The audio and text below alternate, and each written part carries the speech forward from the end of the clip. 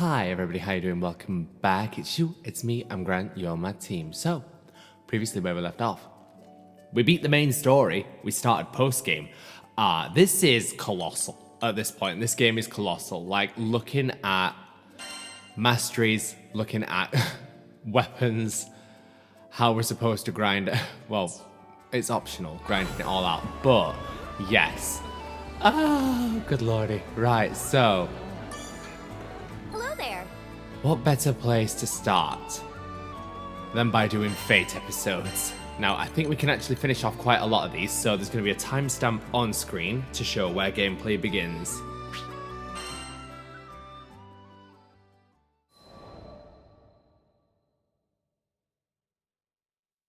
I'm gonna go get this report turned in. Much thanks, Captain. Paperwork is... Since the crew started helping Id with his job as the new Mr. Fix-It, we'd been really busy. The shop was completely flooded with requests. Those sad days when the Islanders didn't trust Id, they seemed like a lie now. Lyria, how are you feeling today? Id asked me that every time we met. We're all worried about you. How's the lifelink holding up? Right, our lifelink. Everyone thought it might have weakened when I was absorbed by Angra Mainyu. Honestly, I had been really scared back then. But now, with the weight of the sky off our shoulders, I felt better than ever. I flashed Vern and Id a smile to let them know I was okay. Talking about the lifelink brought back memories, and I realized Id still knew almost nothing about our adventures. I began by explaining Catalina's daring rescue of me and our escape from the Erste Empire. Then I described the big trees of Zinkenstill and the Imperial Hydra, and the sad reason I needed to make the lifelink with the captain. Eventually, we met Rackham and Io, Rosetta and Eugen, and before we knew it, our ship was full. It's really amazing how much our family has grown. The whole time I'd sat there, in silence, yes, but I could tell he was giving me 110% of his attention. Since getting to Zegagrande, we've had a heck of a wild ride. But now that things have calmed down, we can get to making some good memories. Sure. I think I'm starting to understand Id. Sure, he has two modes, cold and colder. But if you really pay attention, you can see he has a warm enough heart. Id, the captain, the crew, you're the best friends I could ever ask for. Here's to hoping we'll be together forever.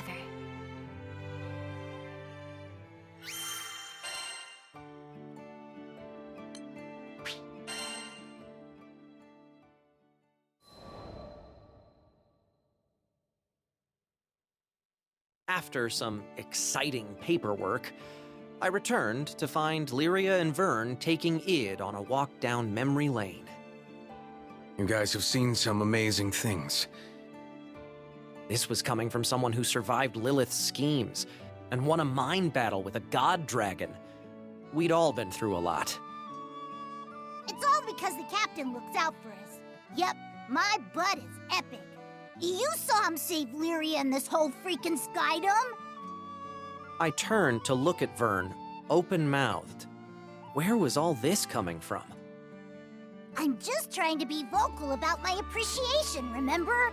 So yeah, take care of Lyria and keep up the good work. I could certainly manage that. Just remembered, Sierra got us a whole bag of sweets as thanks for all our hard work. Lyria and Vern exchanged a glance so charged, I thought the air between them was going to burst into flame. You should have told us that first. Early dragon gets the grub. Hey, no fair! Come on, Vern, wait! And just like that, they were off. Foodies, right? Captain, you got a moment? I turned around, about to ask, "You want some too?" But one look at Id's knitted brow, and the question died on my lips. Let's duel. Did I just hear that right? Why, though? Did he have something against cookies? Sorry. It was the stories about your adventures. They put the thought into my head. Oh, that's why... No, I still got nothing. I want to protect Lyria just as much as you do. He stalked away then, and left me staring after him. I was still having trouble piecing together his train of thought, but one thing was clear. He was doing it for Lyria's sake.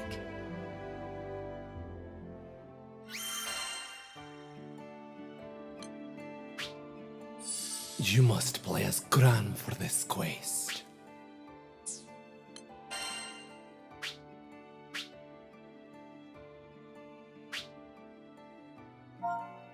Oh.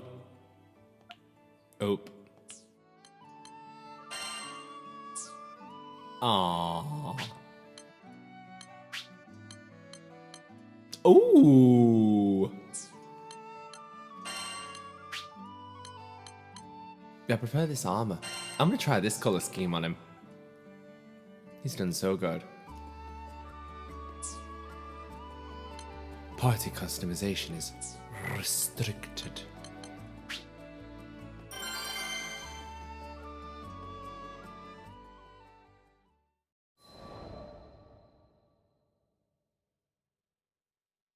The duel was to take place at Hailwind Altar.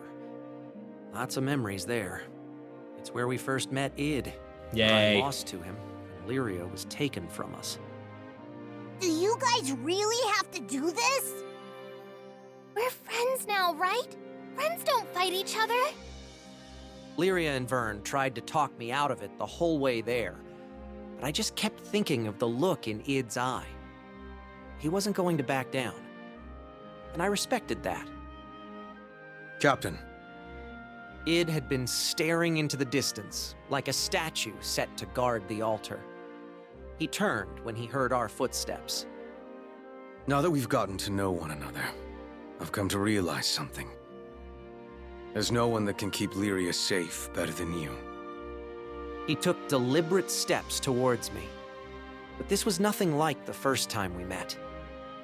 Before, he'd been terrifying, like a hydra closing in on its prey. But now, there was something softer about the light in his eyes. You could tell he was there to help. You're the real thing. A hero. You didn't just save Lyria, you saved the skies. And I thought, maybe if we crossed blades again, I'd learn something. Something that would help me be more like you. Id. I finally got it. Id and I... There was still a part of us that couldn't tear away from that fateful day at Hailwind Altar. When Id had been a bad guy, and I'd been too weak to protect Lyria. But things were different now. And this fight was going to prove it. I'm not losing this time. I'd be disappointed if you did. Oh. I drew my sword and took the first step forward. Them's fighting words. Oh god. Give me everything you've got. Okay, right back at ya. Please, just promise me you two will be careful. You're dust! Take this!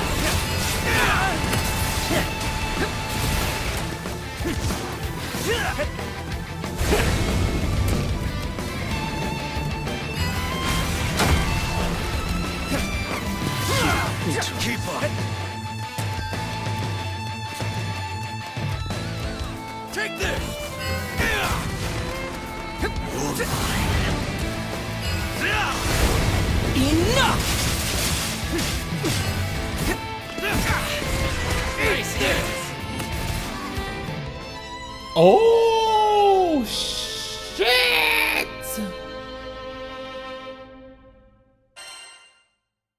Oh, you don't get revival potions. Give me everything you've got. Okay, right back at ya. Please, just promise me you two will be careful.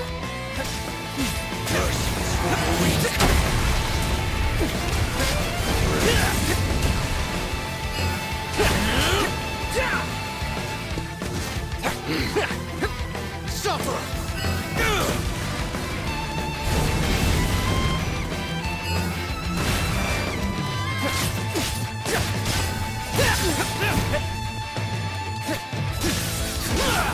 You're done! Nice hit. No matter what happens, keep up. I'm not backing down. Keep up.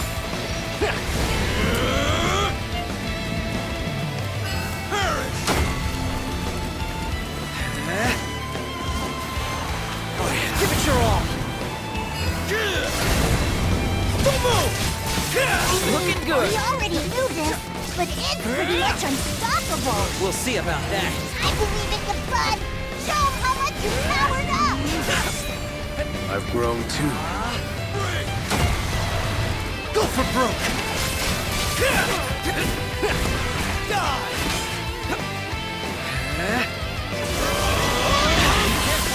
Let's up the ante.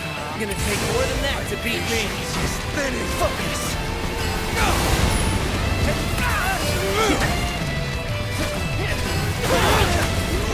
You're supposed to protect Lyria like that!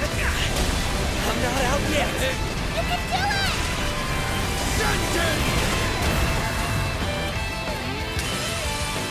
Let's patch you up.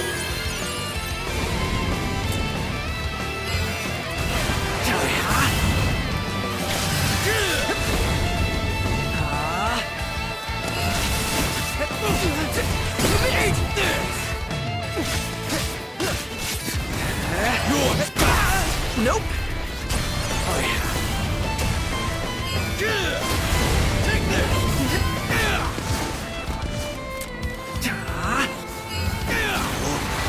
Go for broke! We fight as one! Die! Mercy is for the weak.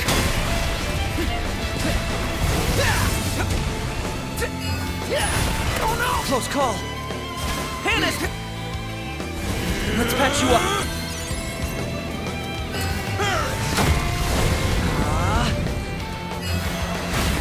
Focus. Don't move! Eat this!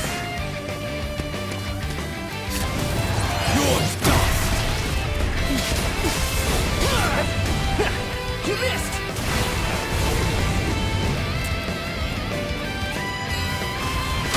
There!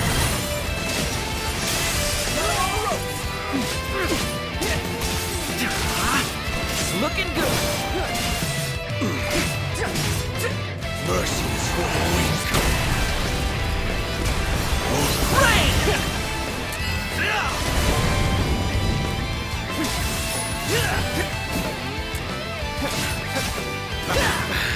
So, wanna give up?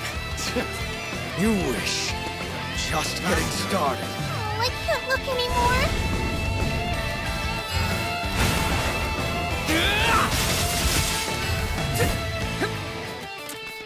Panacea!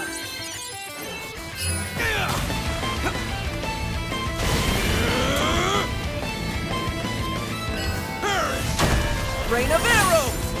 Interesting. You're mine.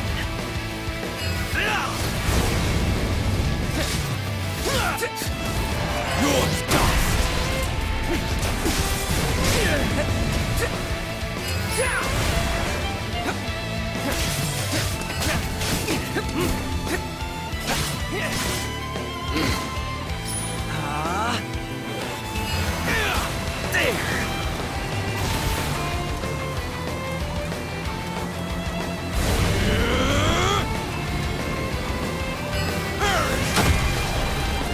How's this? Look! Let's patch you up.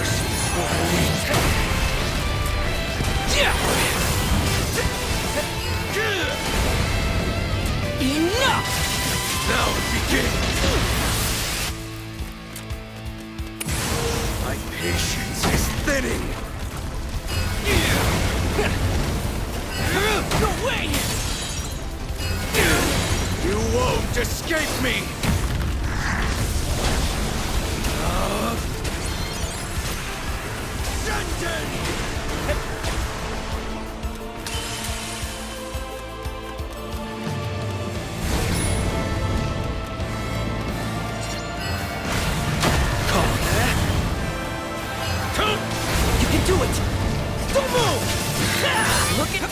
This won't be an easy fight. You're no slouch yourself. Now's our chance! Finish this! My butt!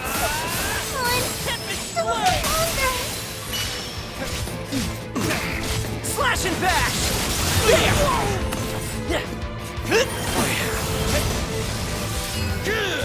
Panacea!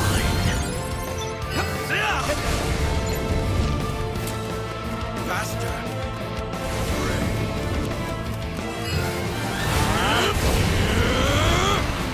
Give it your all! How's this?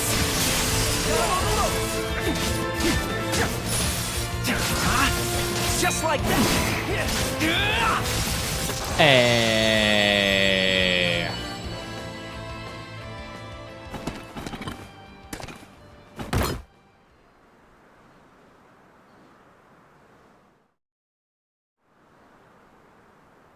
Thank you, Captain. No. Thank you.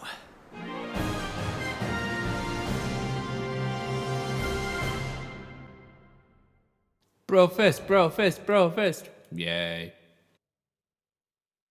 I won. I stood, almost doubled over with my hands on my knees, trying to remember how to breathe. Id staggered over and stuck a clenched hand in my face. Yeah, of course he'd go for a fist bump. I tapped his knuckles lightly with mine, and just like that, we were back to being loyal crewmates. That duel had blown away all our regrets. No more looking over our shoulders. It was time to move past, well, our past. Oh. I love how Gran is so relatable and dorky. Yes, can I help you?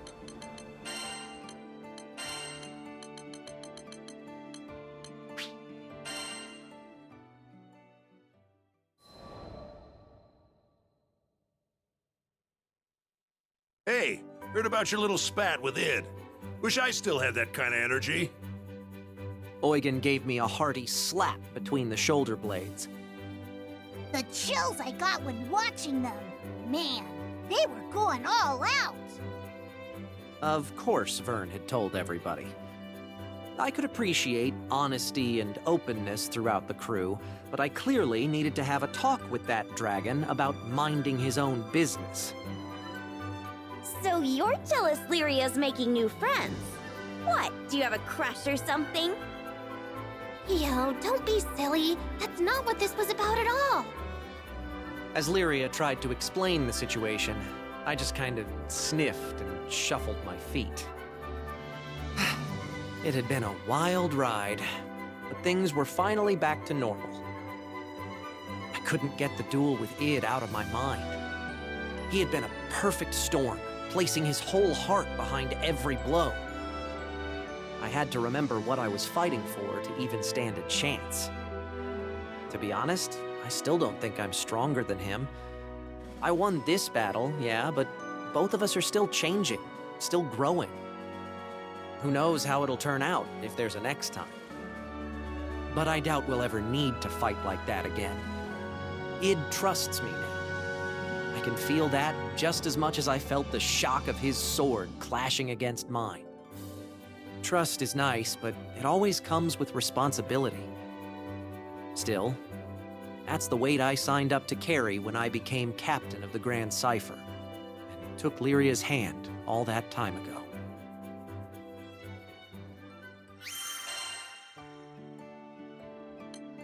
And it feels so fitting to turn around and say that Gran gets to be the first character whose epilogue happens.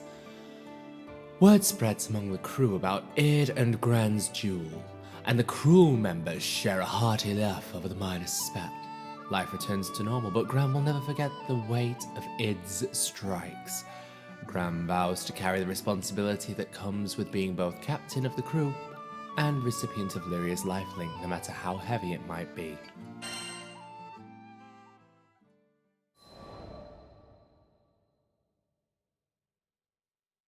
We really don't get a break. for sure. It felt like everybody in Zegagrande had a job for Mr. Fix-It. Today's request? Just taking down a monster that can demolish a small village with a sneeze. No biggie. Vern, could you get us some potions? You betcha! Liquid health coming right up! Lyria, we're about to head out. Mind letting the rest of the crew know? Sure, no problem. I took a deep breath, letting it settle in my chest before releasing. We had a game plan, of course, but you never know how these things will go. Timing, coordination, everything had to be perfect. You'll be fine. I trust you. And so does everyone else. Oh, wow. Id put a hand on my shoulder, and somehow that weight steadied me. We'd figure things out. We always did. I exchanged a nod with him, and we headed for the docks. The rest of the crew was already there, waving their arms in the air. From the smiles on their faces, you'd think we were going for a tropical vacation in a goose day. Well, either way, I was sure we'd all come out of it in one piece. We had a bright future ahead of us. Hey, oh, wow. HP buffed up to 3,326. Wow, it's been buffed up by 200 points and his attack went up 50 points. Wow. Lyria's diary entry. Wow. We should check that real quick.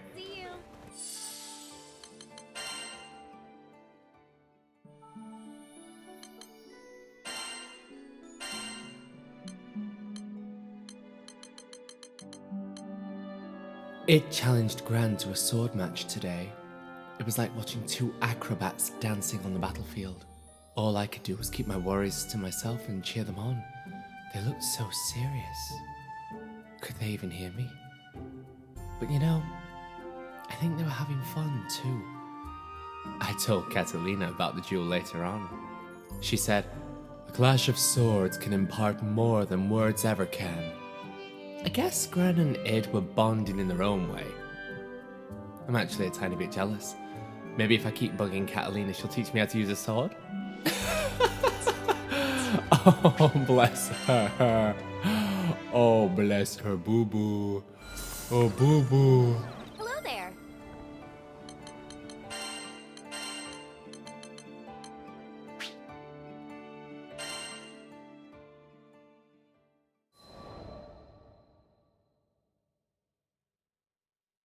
Another letter from Al arrived.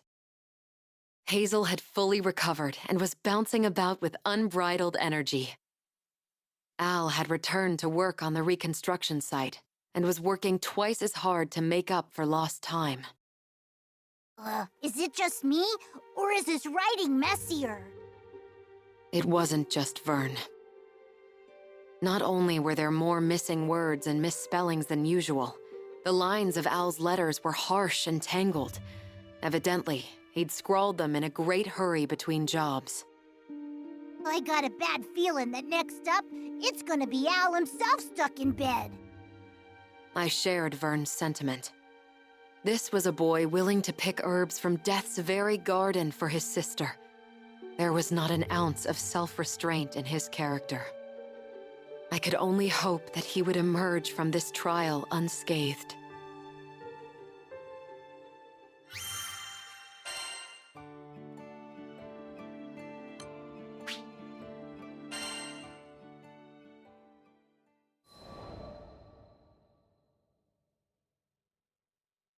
Reading Al's third letter made my head buzz and my hands go numb.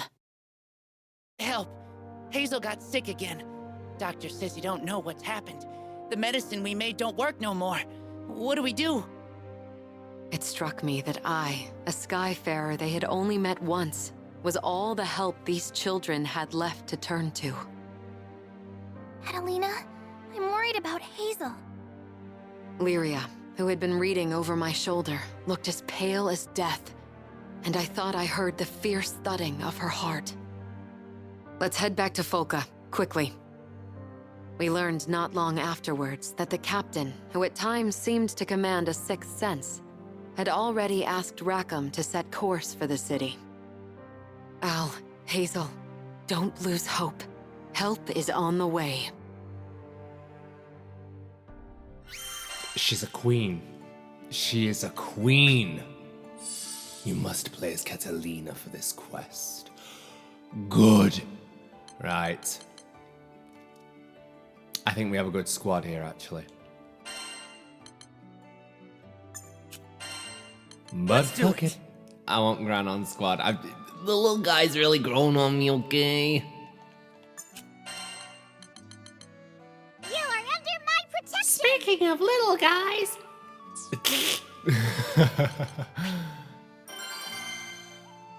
Let's go.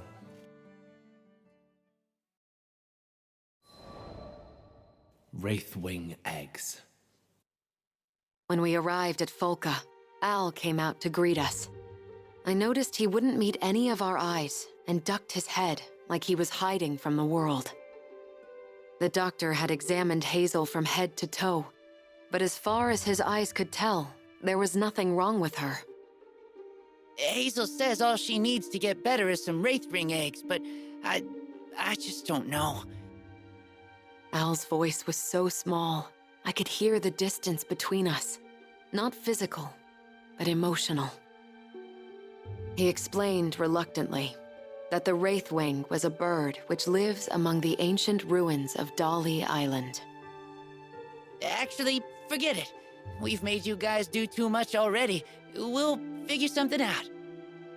His smile didn't quite reach his eyes, which were enclosed in dark circles. The reconstruction effort must have been hounding him, and he was apparently not its only victim. Hazel had fallen ill around when Al began overexerting himself. I think I see what's going on here.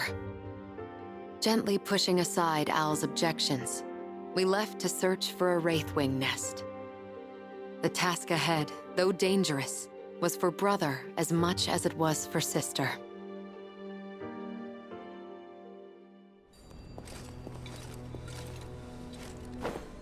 I'll take point. She is queen. This area. Pause. I can't customize you. We're in a mission. Area seems promising. Be on the lookout for tracks.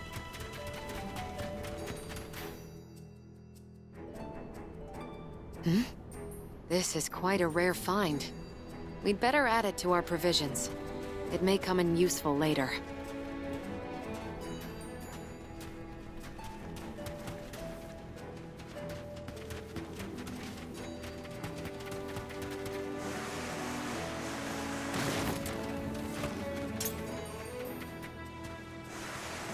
What's this? This cargo's sure been roughed up. Large talon marks and scattered feathers. The culprit is probably a Wraithwing. Let's see if it's left any other tracks. Ooh, what's this? No escape! Look! More feathers! I think we're getting warmer! Catalina! Catalina, over there! That's it. It matches the description perfectly. That's our Wraithwing. Ah! What's with all the party crashers? Stay calm.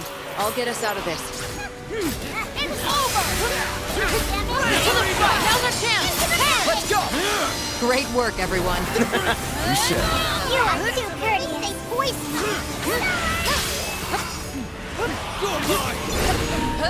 I'll finish. It's over! Take this! Excellent collaboration. I guess so. Yet I could fight hundreds more! Attack them! Let's go! Appreciate it. Eat this! You have my blade! Victory lies ahead!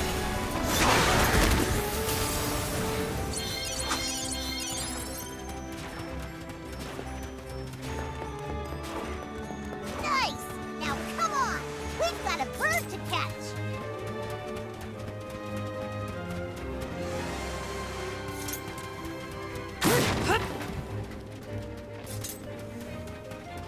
These monsters don't quit! You ready, Cat? Always. I'll freeze them in their tracks. Now! Go get him! Fantastic!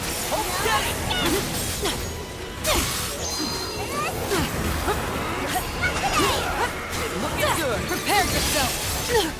Everyone okay? Wonderful. I'll finish.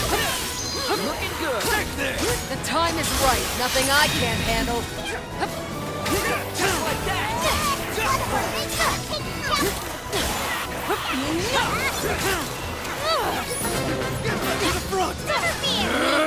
Understood.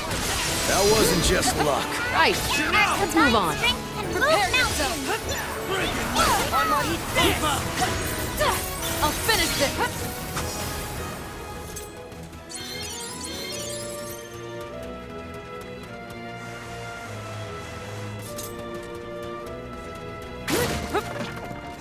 Let's carry on.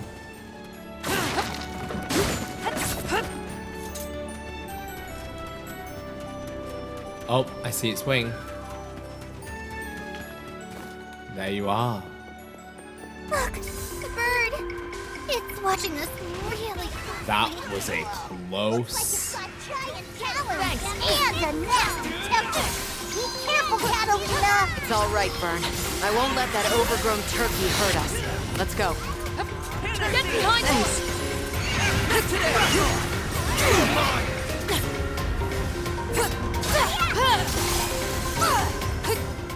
Get down here.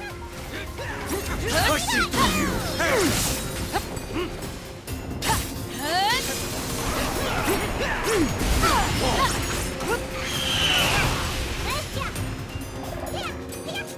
Don't move! Decimate!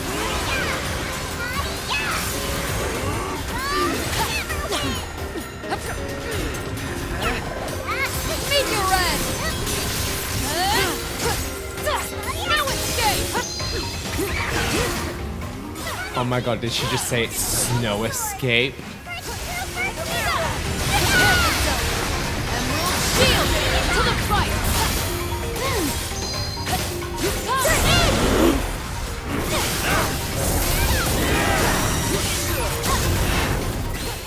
Let's go.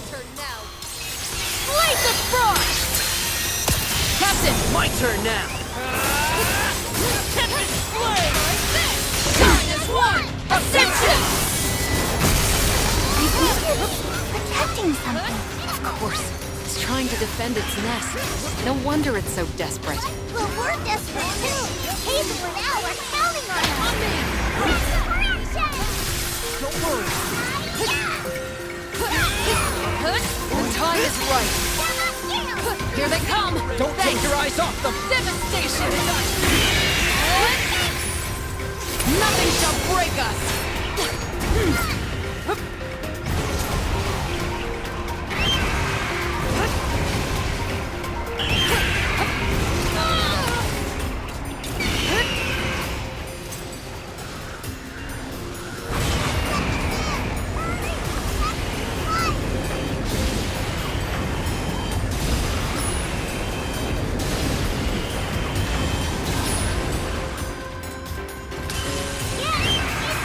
Bolster the ranks! There! No escape!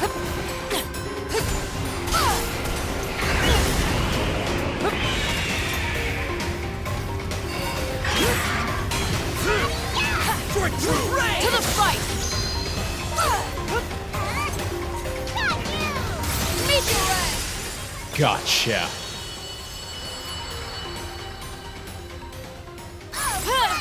Take that, you big chicken! Now we just need to search the nest and collect the eggs. I can't help feeling guilty, though. We're so sorry, Miss Braithwing. We promise we won't take more than we need.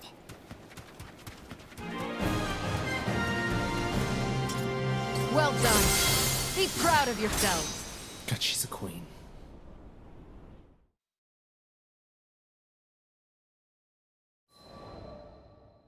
Wraithwing eggs. I took our prize to the dining hall.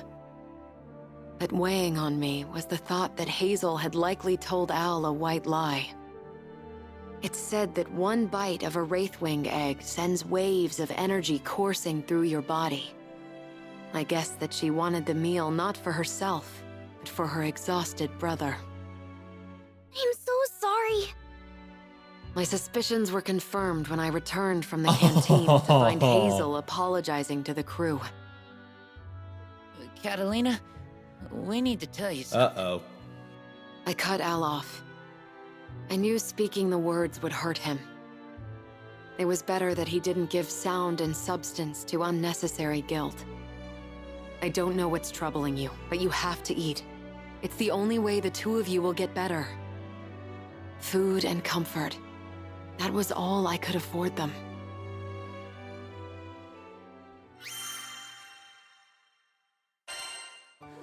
Yeah? Come to view the request? She gotta be level 60 or higher. Oh, shit. Okay. Part of me is like, we should really totally grind Catalina up. We've really got to grind everybody up to like gone level 60, haven't we?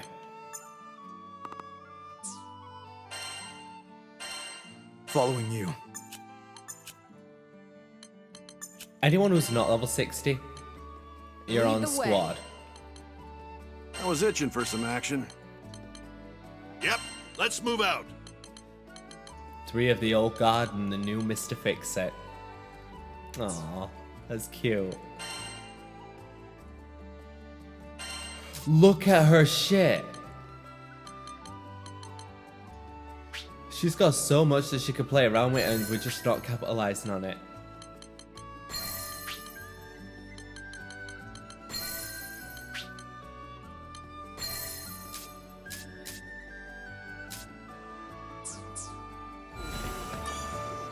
Yes, can I help you?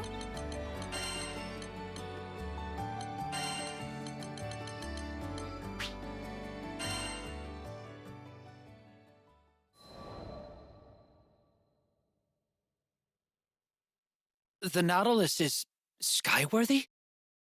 I wasn't sure which was greater, the helmsman's confusion or Kent's enthusiasm. Yep. We've got one last bit of patching up to do, but she'll be ready before you know it. Isn't that exciting? Unexpectedly, the helmsman's confusion shifted into something darker. I decided to pry.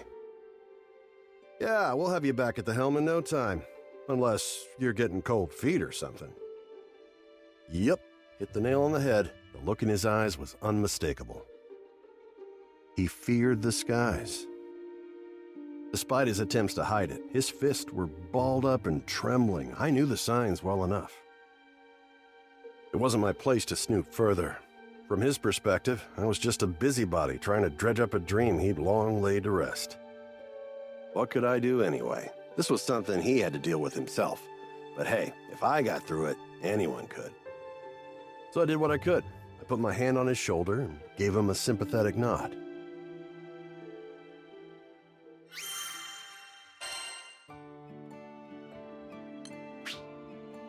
Hey. It's another raccoon quest. Shit.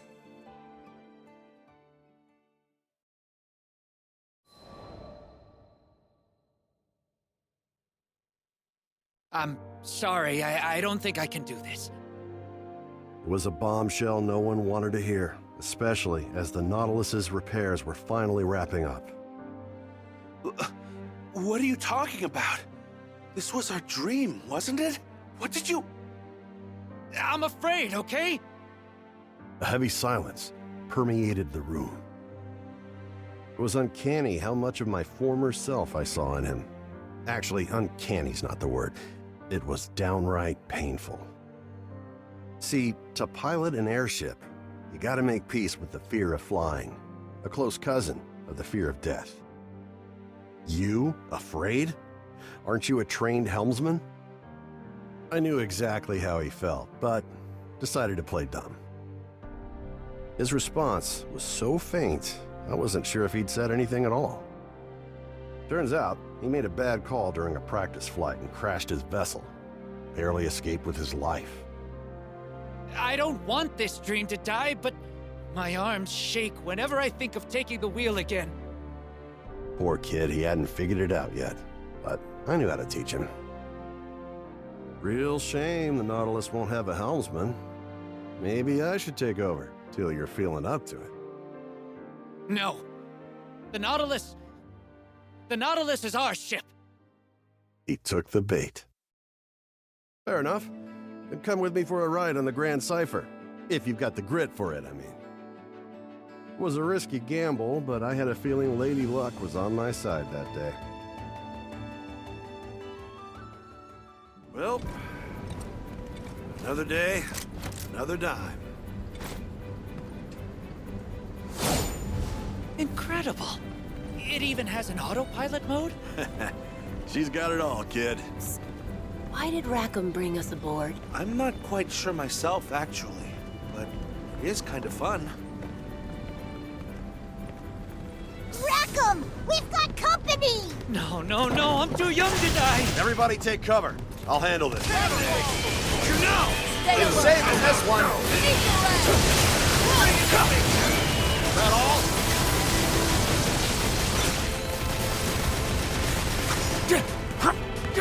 There's more of them! Just stay calm. I won't let you get in harm's way. I promise.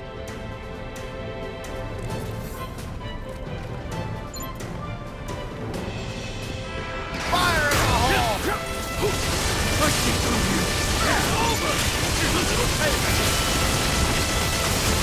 Little present for you.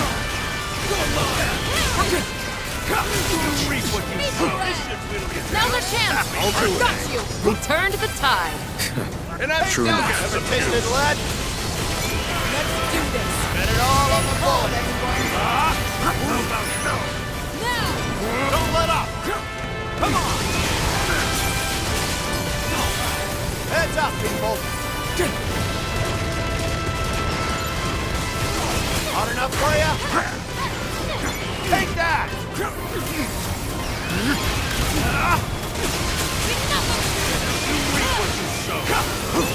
That all? Bring it!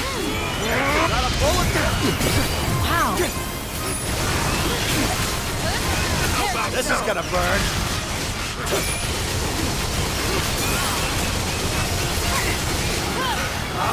Trigger finger is itching.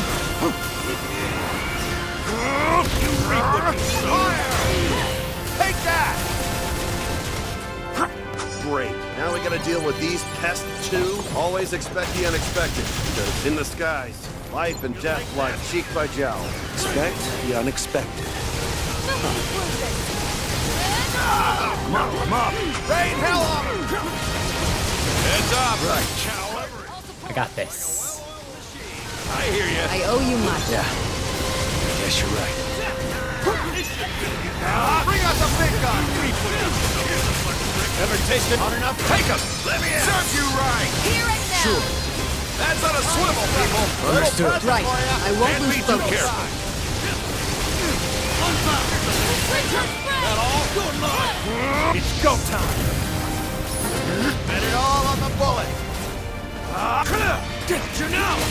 Been saving this one. Holy! Now's our chance! You like that? Score one for the winning team! You don't say! Leave it to me. This is gonna burn. Fire! Follow through! Watch this! Our most formidable crew in the sky. Believe you took down those wyverns. Skyfarers are a whole different breed, huh?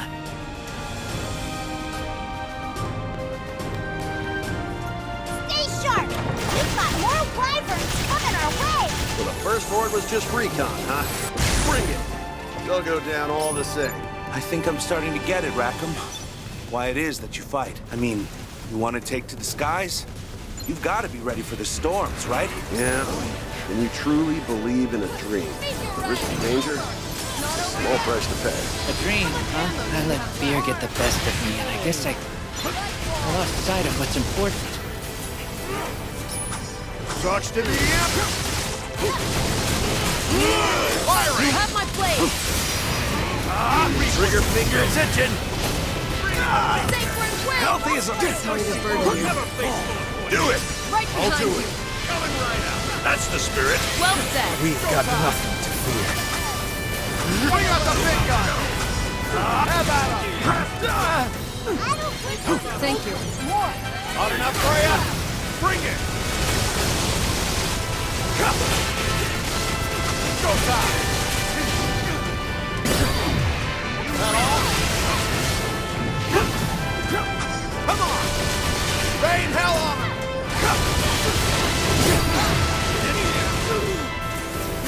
Got a bullet for ya! How about no?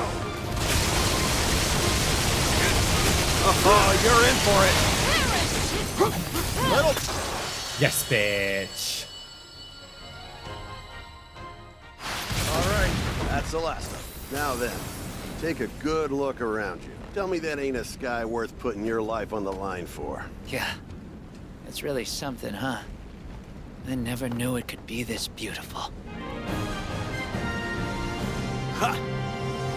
Not too bad, not too bad. We did good.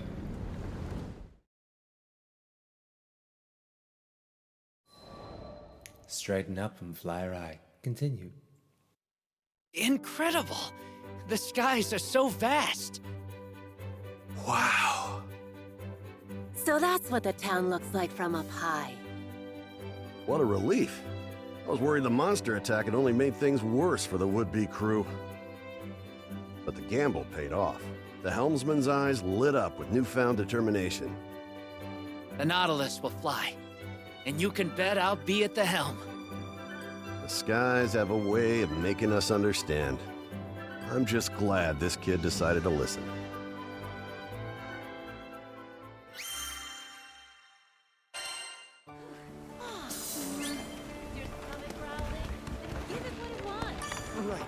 Yes, can I have right?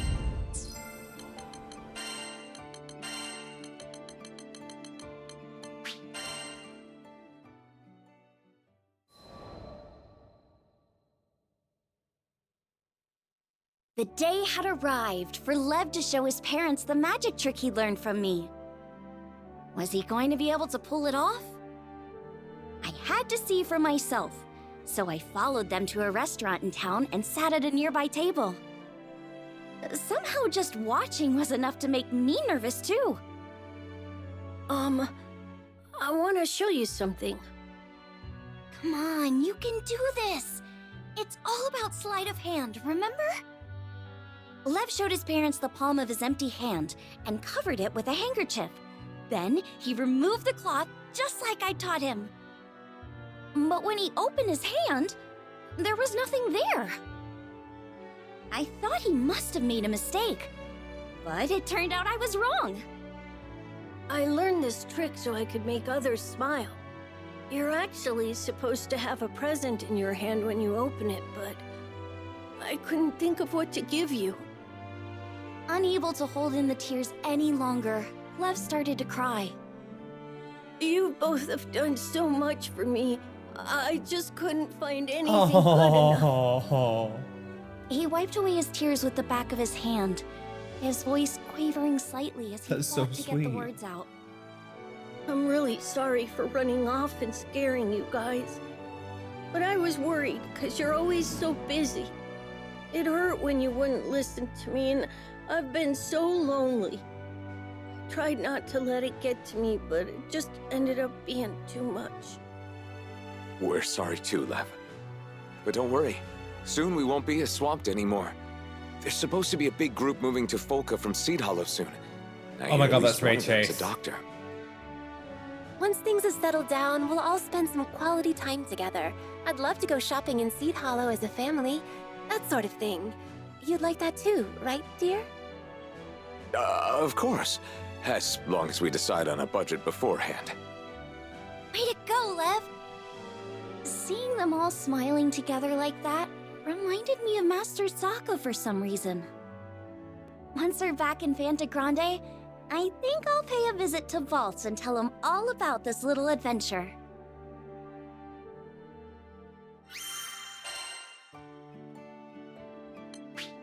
EO epilogue. The future is bright. Sometime later, a brand new clinic was built in Folka. Apparently, the people of Tempule and Folka had chipped in to pay for it. A doctor really did move in from Seed Hollow, too, so Lev's parents were finally able to make more time for their son. I'm gonna be a great doctor one day. I'll work super hard so I can give you a real present. Just you wait and see. With an attitude like that, I have no doubt he'll make an amazing doctor. And besides, now he has my patented magic trick to put smiles on everyone's faces. When I peeked inside the clinic on one of our days off, I saw Lev chatting happily with the people of Folka. I'm sure this town will keep prospering even after we leave. The people here are tough. They'll overcome any hardship that comes their way. And that's what I believe anyway. After seeing the smile on Lev's face, how could I think otherwise? Grand opening announcement.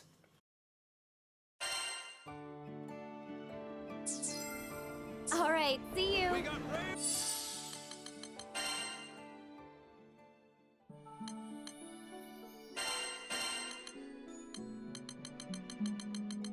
Folka Medical Clinic will see you now. Thanks to the generous donations we've received, Folka Medical Clinic is proud to open its doors to serve the community. This wouldn't have been possible without your valuable contributions. Thank you all from the bottom of our hearts. With our new and improved equipment and staff, we are now able to accept emergency visits as well as provide house calls in the evenings. Our enhanced system for rotating attending positions means everyone gets the speedy care they need in case of emergencies. Protecting your health is our highest priority. If you're not feeling well for any reason, please stop by for a friendly consultation. T's and C's apply. Girl, what? Hello there, right. Eugen, Eugen. You must play as Eugen for this quest. Party, Eugen. Oh! Hi! The way I clicked that so fast. Oh, shit. Oh. Ruin me, Zade. Look, okay, muscular and blonde. Strunk. Strunk. So long as we draw breath.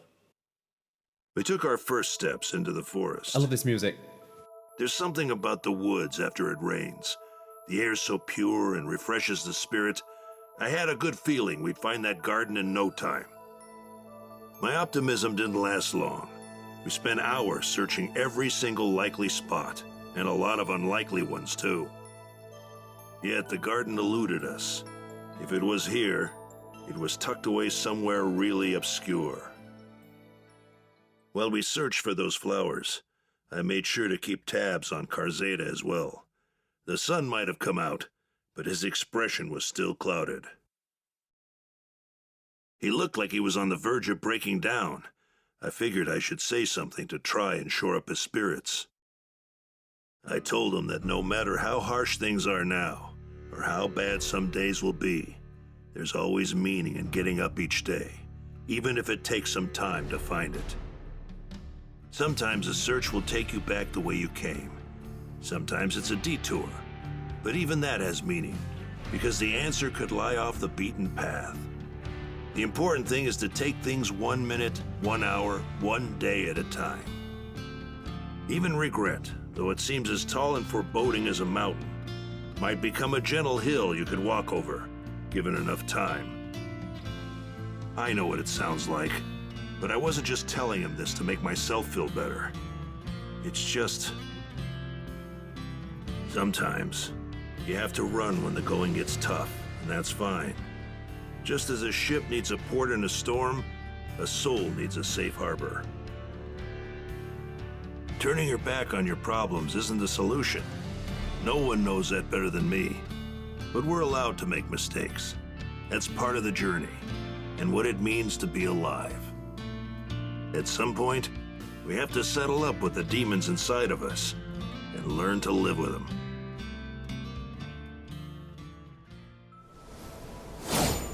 I've been skyfaring long enough to trust my gut, and it says we'll find that garden. Thank you. If only I knew what she was growing. We'll know once we find Yep, it. Ray Just chased stay again. close to us, okay?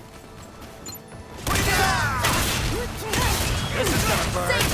Come on! Read the week. Well, look at us. You don't say. Let's just focus on the path. Look for that garden. Maybe we can find some clues around here. That's it. Unbound. That all? Watch my back! Cut them Got down. something for you! Stay focused! Right. Quite right. Gotcha! Let's move. You reap what you sow! Now then! Now! Firing! Eat I've got you! Excellent collaboration. Sure. And I've still got some juice! What did you expect? This wood is aromatic. It should ward off the beasts. Maybe it was put here to protect the flowers. There might be more nearby. You're done. You got it! Woo! Now I'm pumped. That makes two of us.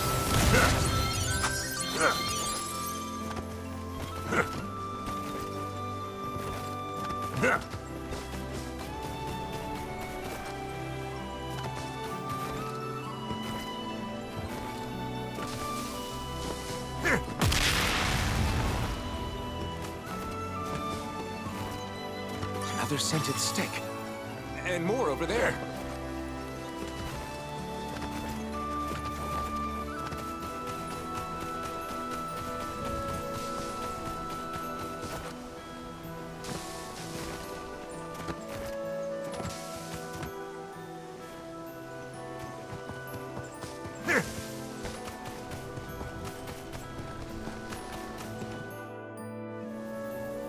This is the place. I know it. But it's...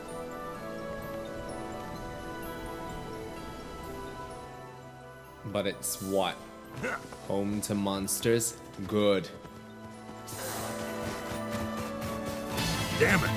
The monsters are really going to town. First things first, keep fighting. No! Get back, Carthena. Here's a little payment. We'll never back Now down. you got me rigged up. Never enough.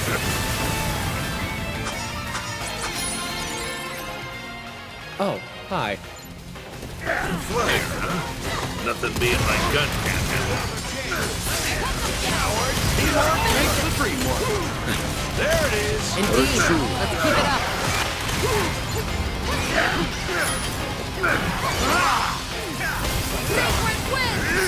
You reap what you sow. Go down.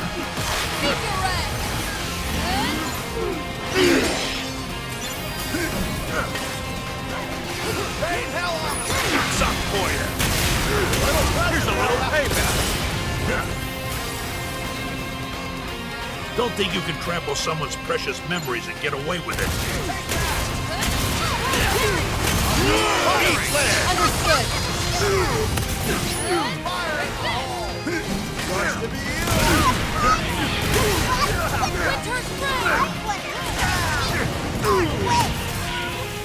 My bad. Help's on the way.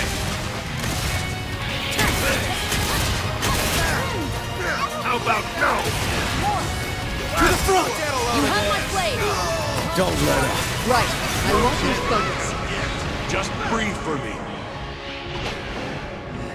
Look, you're all right. Nobody gets the best of old Oigan.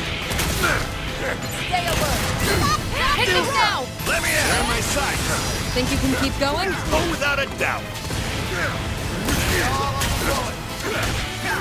Step on her. Come on. Watch It's this. over. Hit them all at once. Oh, yeah. It's over. How about no? Here's some thanks.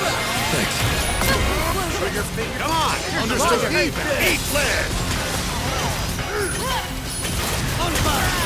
All right. Don't go crying home to mama. Dietica Canona.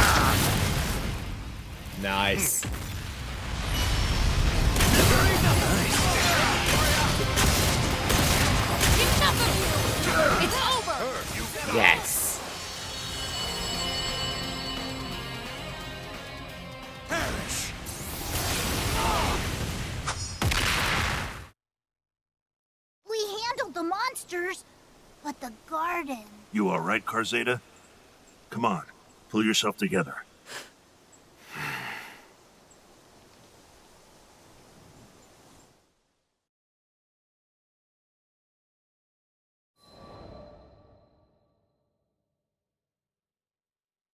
People weren't the only ones who lost their homes to the storm. Monsters that were driven from their former territories flocked to the woods surrounding Folka. We finally found the garden, but the monsters had trampled a good chunk of the flowers, leaving behind only a few pathetically wilted survivors. Karzeda stared at the carnage, dumbstruck. I couldn't blame him. It's not like the monsters had done it on purpose, but they might as well have stampeded over his broken heart. I'm no gardening expert, but even in their sorry state, I could tell that the flowers had been well cared for. Fertilizer, spades, watering cans, and other tools were laid out. Inside one of the equipment boxes, we found a notebook with detailed records of all the flowers she had planted. The notebook had instructions on how much fertilizer was needed to help the flowers take root in the mineral-loaded soil, the best time for planting, the names of the flowers, and what they symbolize. I passed the notebook to Karzeda, who began reading it as if the secret to life was written in its pages. Maybe for him it was. The last page described another flower garden, separate from this one. With the notebook to guide us, we went in search of it. As we walked, I prayed for Karzeda's sake that the other garden was intact.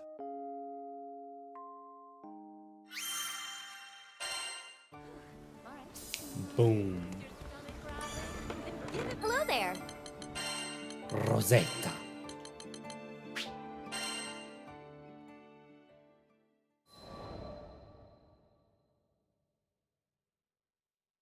Before I could share this revelation, there was something else I needed to discuss with the crew.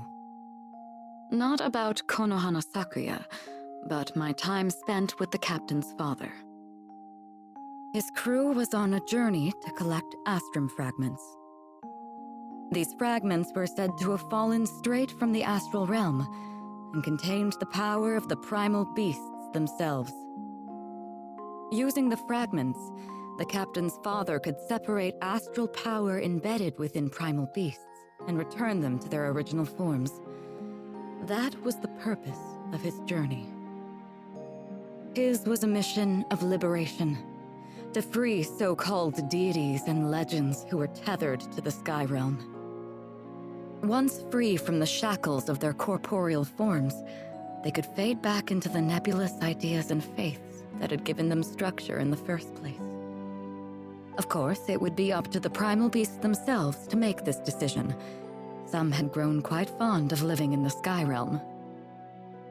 However, there were countless others who were born into the skies, cursed to fight for eternity. These were the ones who longed for a return to the immaterial. At the lowest point in my existence, when I felt I had no purpose in these skies, I'm sure I felt the same. Regardless, some were quick to brand us a ruthless crew of primal hunters. And surely Konohana Sakuya had heard the rumors. But the question remained, why had she decided to reveal herself to me now? An excellent question, Rosetta.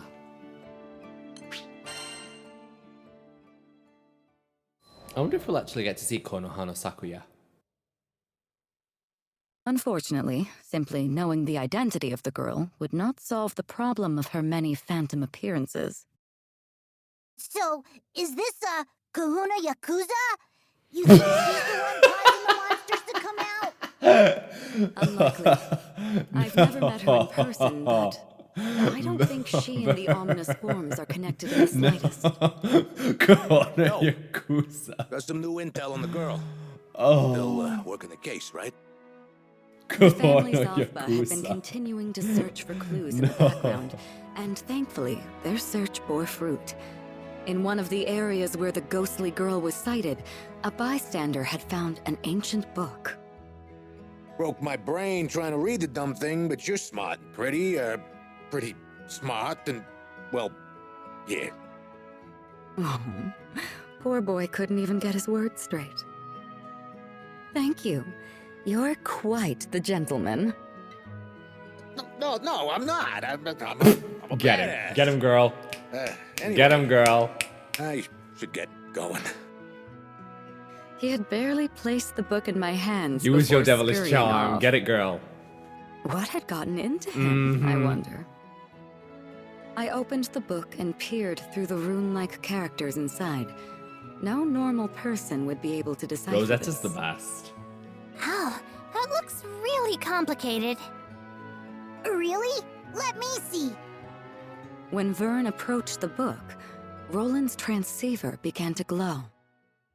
It illuminated the text, somehow morphing the illegible script into something readable. My breath caught in my chest. Had an astral authored this book? Ooh. You best believe I'm playing as my girl Rosetta for this quest.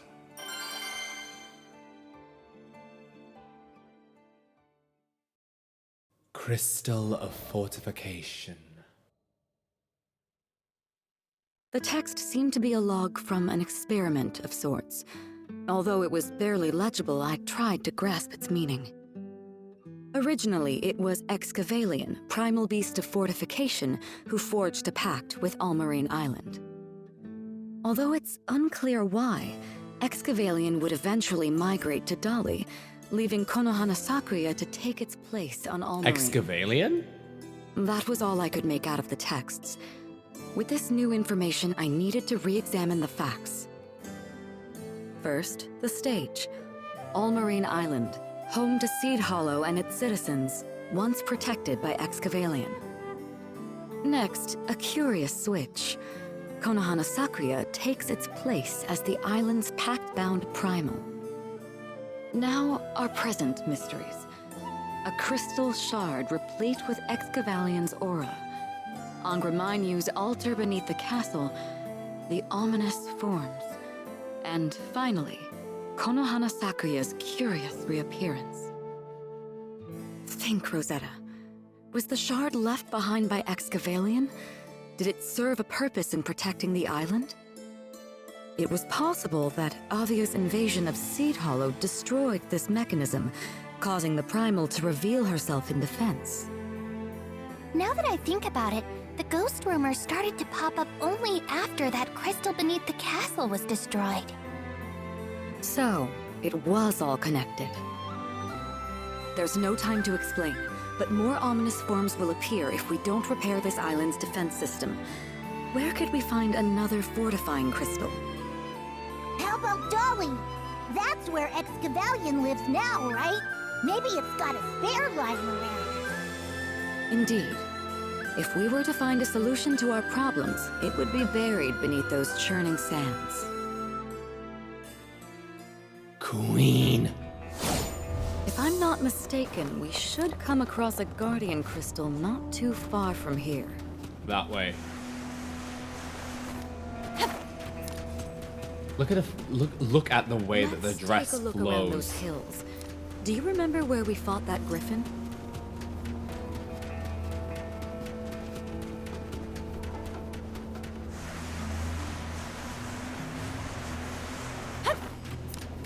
Oh, oops.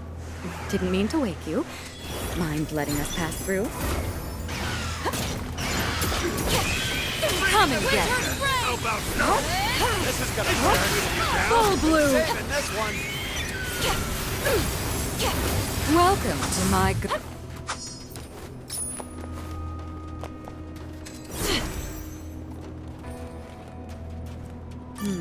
not quite the crystal we're looking for.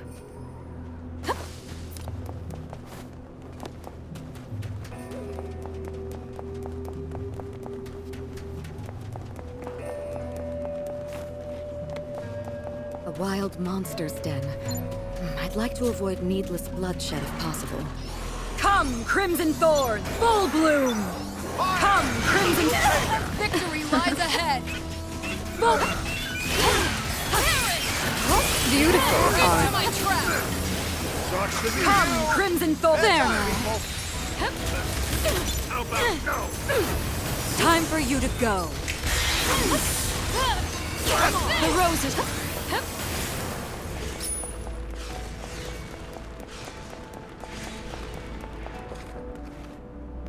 Duh, that ain't it.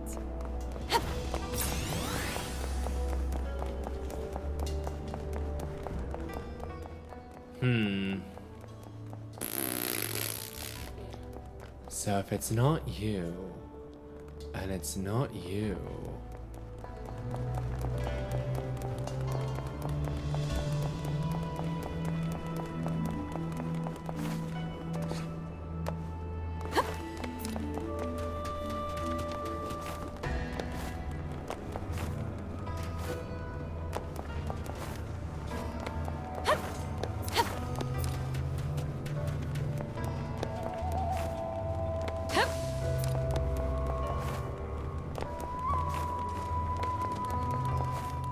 Why not have a look? Let's have a look down here, yeah.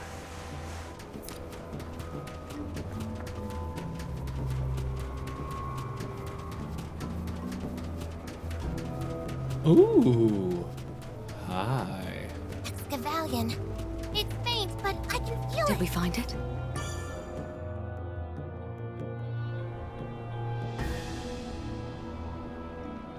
Ah! A cobra! It must have been waiting to strike! It seems words won't work here. Get ready, everyone.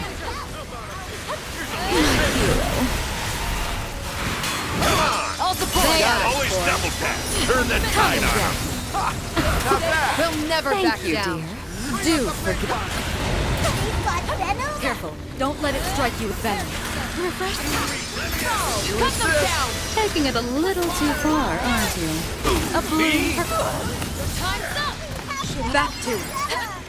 Hang on. Now it's There over. you go. Cut them down. Got a little too hot there. A little sweat never hurt anyone. Goodbye now.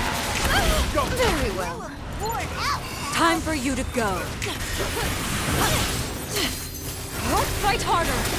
Hot enough. Help me out. Shall we? I'll take the flank. Lead him and wait. Beautiful. Queen shit. Sorry to burden you. Where were we?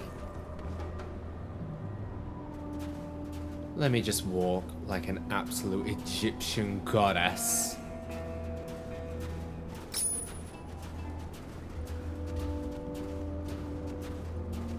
Full bloom!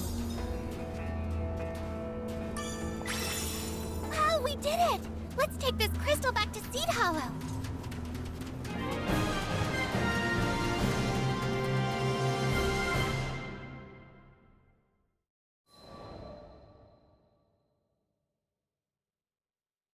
Shortly after securing a crystal from Dolly, we returned to Seed Hollow Castle. We installed the new crystal beneath the castle, causing a pale green light to illuminate the area. It was the familiar aura of hallowed ground, sure to repel any lingering ominous forms. It's too bad we couldn't meet her. Konohana Sakuya. The mystery had been solved on nearly all fronts. I'd be lying if I said I was completely satisfied, however. After all was said and done, I still didn't get the opportunity to clear the air with her.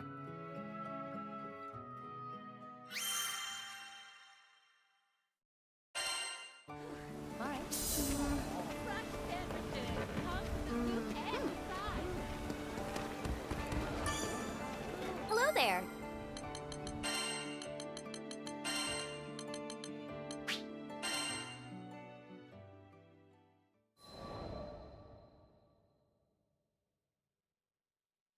A few days later, Sir Soupstock asked me to meet with him again.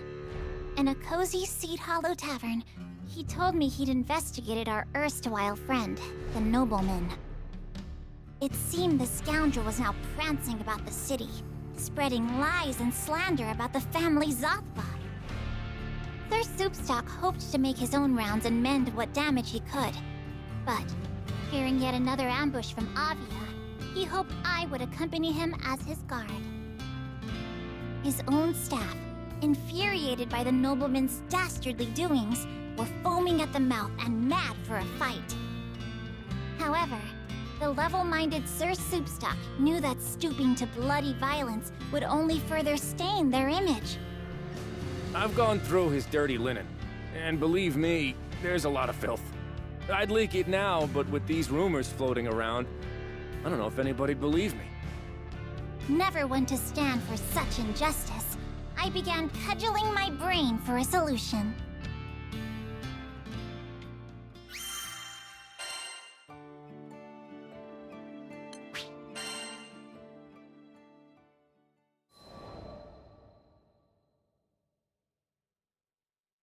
We began to meet with people in the street, contradicting the libel and restoring faith in the family Zothba. I learned that a good informant is well-known and well-trusted, and, according to his own officers, no one in Seed Hollow was better liked than Sir Soupstock. Though his mannerisms savored, admittedly, of a brute, at his core he was as sweet and pure as any lily. It was little wonder the denizens of Seed Hollow were fond of him. As we exchanged more words and tidbits of information, a picture began to form of the nobleman's intentions. He was not acting, it seemed, solely from a place of vengeance. The churl desired to build his own network of informants, using the remnants of the Church of Avia. Furthermore, in his lust for wealth, he was terrorizing the good people of Copper Square and compelling services from them. Thus, the family Zothba, who kept peace in the district, was to him a bother and a nuisance. It was likely he craved their banishment.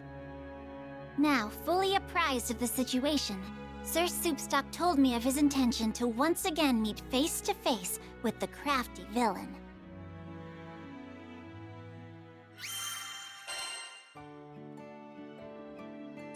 Oh, really? Oh, she gotta be level 50, alright.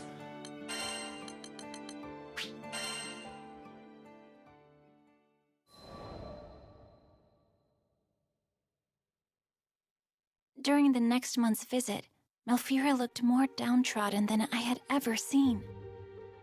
Vern expressed his distress before I could vocalize my own. Holy spools, lady! You look like you've been up all night. You feeling okay? Malfira meekly raised her head, barely affording him a grin. My love, he didn't come back to me. It took me a moment to find a response. I'm sure... I bet he'll find a way to return next month.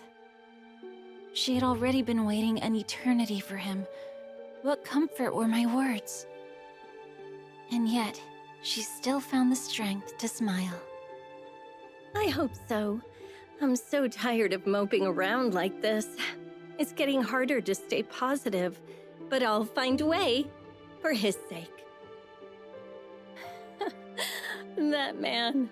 You know, he's so absent-minded, he probably mixed up the date on his ticket. Malfira unrolled the blanket across her lap, checking the backing of her stitching. I've poured a lot of love into this design. I hope he likes it. As she vacillated from melancholy to forced cheer, and back again, I had to bite my lip for fear my thoughts would spill out.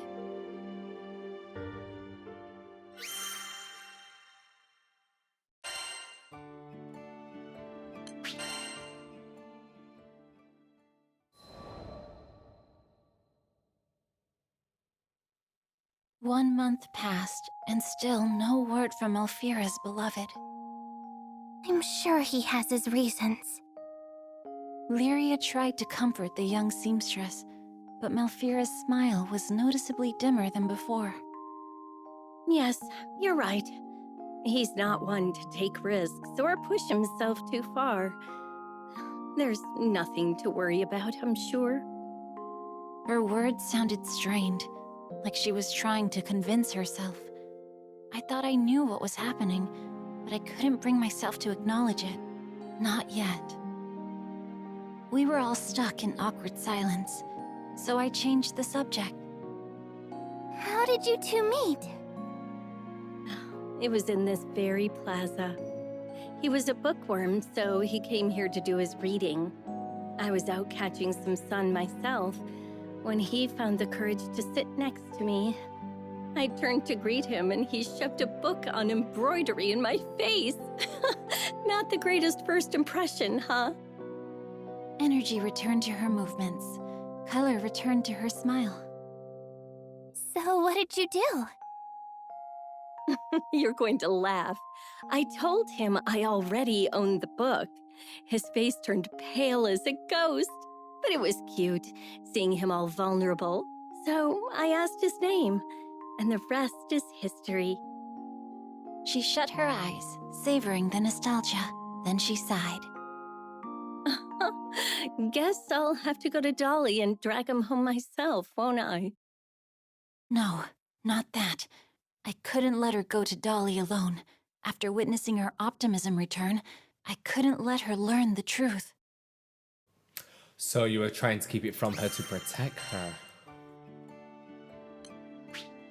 You must play as Fairy for this quest. Way ahead of your bitch. But I do want to take these ones off the squad. Now, who are my lowest levels? I see you have need for a great warrior. Let's move out.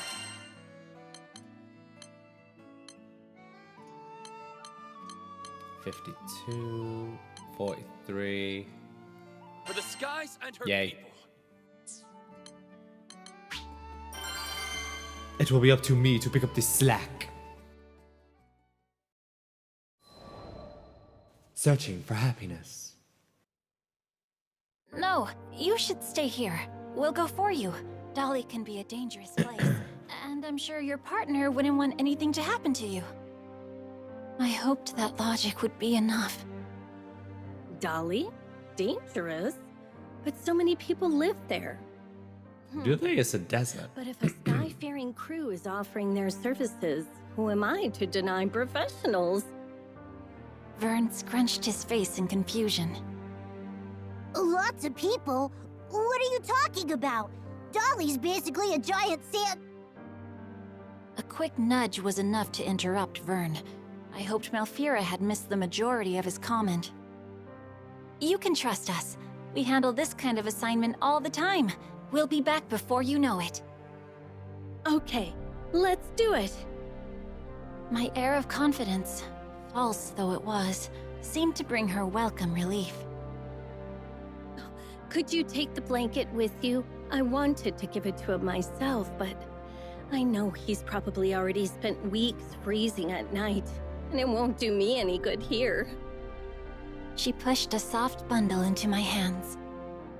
It was warm to the touch, thanks to the silk from Fondom, but it was also warm to the soul, thanks to the love and care that Malfira put into every stitch. Of course, it would be my pleasure. Let's go. Everyone, to the fight! According to Malfira's map, the excavation was near the central ruins. You sure you want to trust that dusty old thing? Point taken. But we can at least get a sense for the lay of the land. Now let's go. This place is crawling with monsters. Stay on your toes, everyone. Push through! You're through! No escape! Your edges numb! We will endure! I can work with this.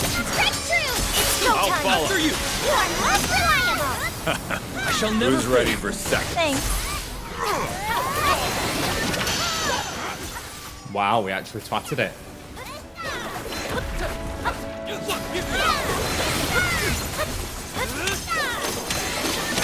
Understood. Stay alert, everyone. Understood. Understood. Let's end this. Ready. Wave awaits!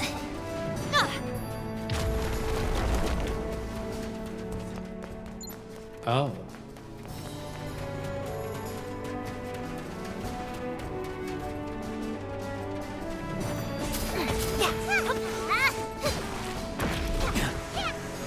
This is power! Up here! Want a treat? Blow up! Understood. I'll follow you. Great work. Indeed. It was We my became honor. one. Give yourself more credit.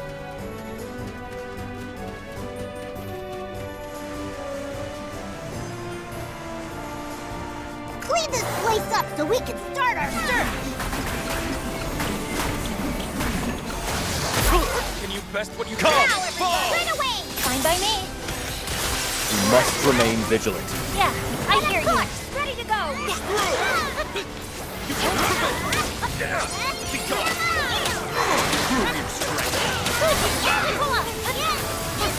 Doesn't look like anything's here. Maybe we'll find something back at the western campsite. It's worth a look.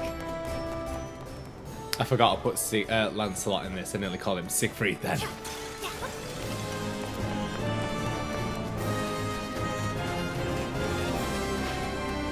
Do these guys get paid to fight us or what? Burn the time! Let us topple them! Come what may, we will prevail! Of course. I'm starting to get restless. Come on, let's hurry. Now, it's over! Run away!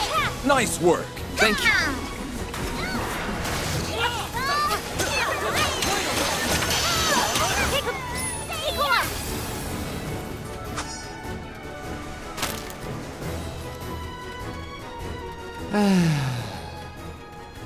Running, running, keep running, running, keep running, running, keep running. Leap up, leap over.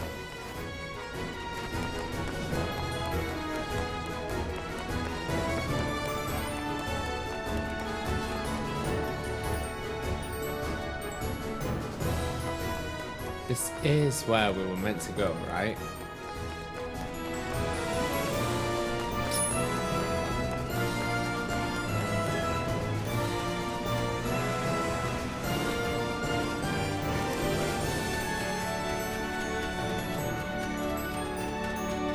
This place feels right somehow.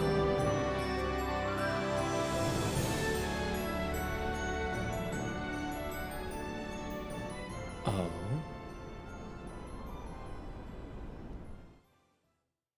I think I saw someone over there! Let's go!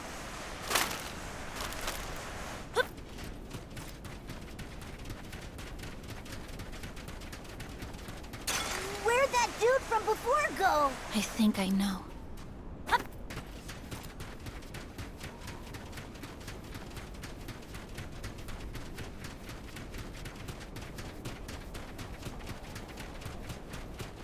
No. This is his grave. I'm afraid so. He's no longer with us, but we've at least found his resting place. That's some comfort.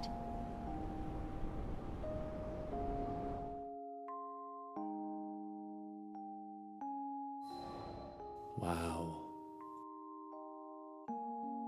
What? No! That's impossible! We all stood before a grave, created 15 years ago in the wake of a terrible calamity. Carved on the back were the names of the deceased. And there, in the middle of them all, was the name of Malfira's beloved. I wrapped the blanket around the stone, tying it securely so the harsh desert environs wouldn't steal it, like it stole the lives of these scholars. Maybe it would at least keep their memory warm. Malfira put her heart and soul into this blanket. Take care of it, okay? Oh, it's a really sad one, actually.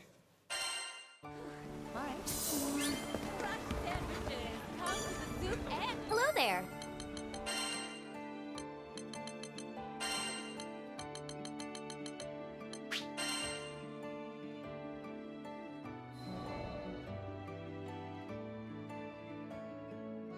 When I returned to Seed Hollow, Malfira's voice was shaky.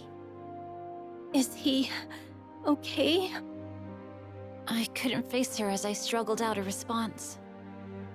He's fine. He said the survey was taking longer than expected, that it's going to be a while before he can join you. Oh, thank goodness. I was starting to fear the worst. She was relieved. I was crushed.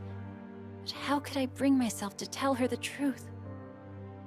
He said thanks for the blanket, that he'll never feel cold again.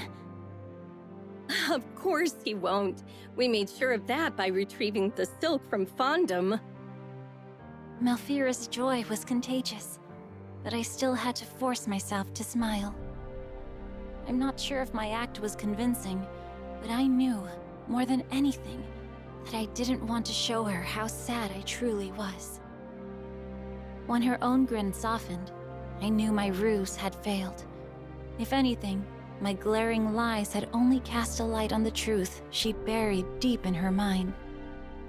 Oh, I can't thank you enough for delivering the blanket. I knew I couldn't rest until it was safely in his arms. It clicked. Malfira knew what she was. She knew what I was. Hearing the sorrow evaporate entirely from her voice confirmed it.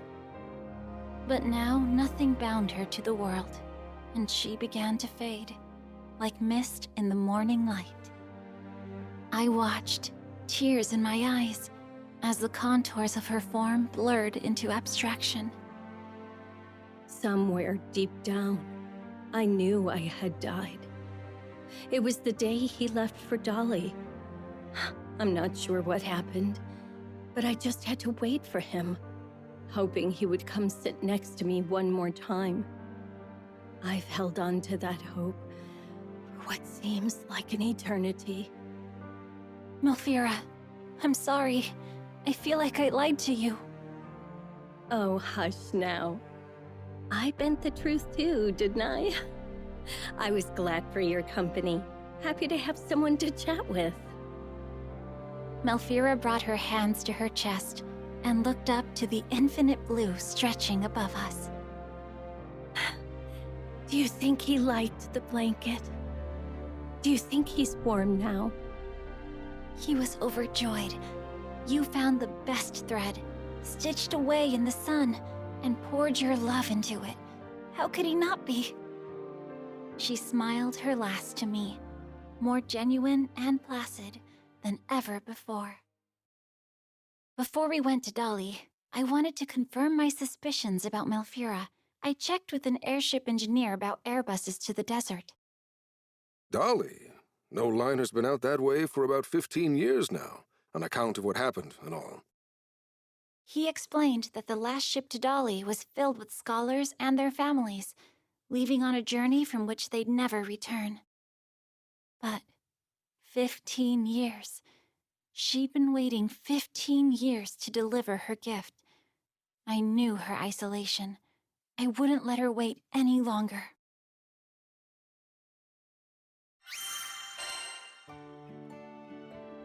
Epilogue Ferry.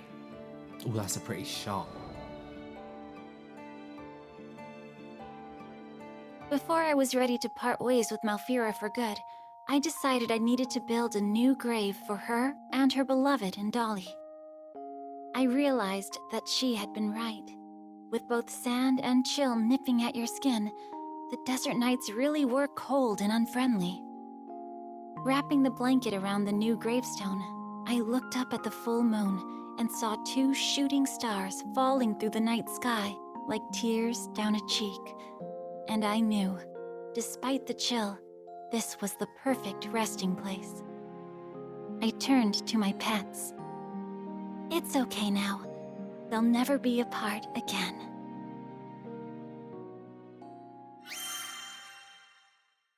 Hand-drawn map. Have a nice day.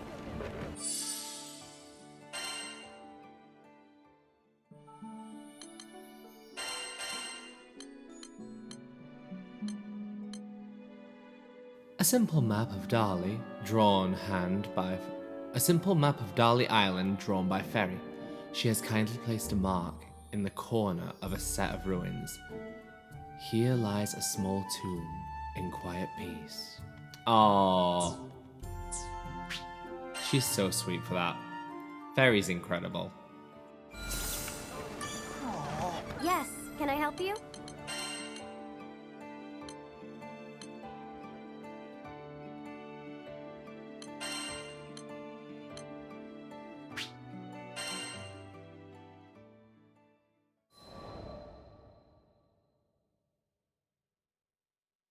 didn't take long for Noobs and the rest of the Tykes to become fast friends.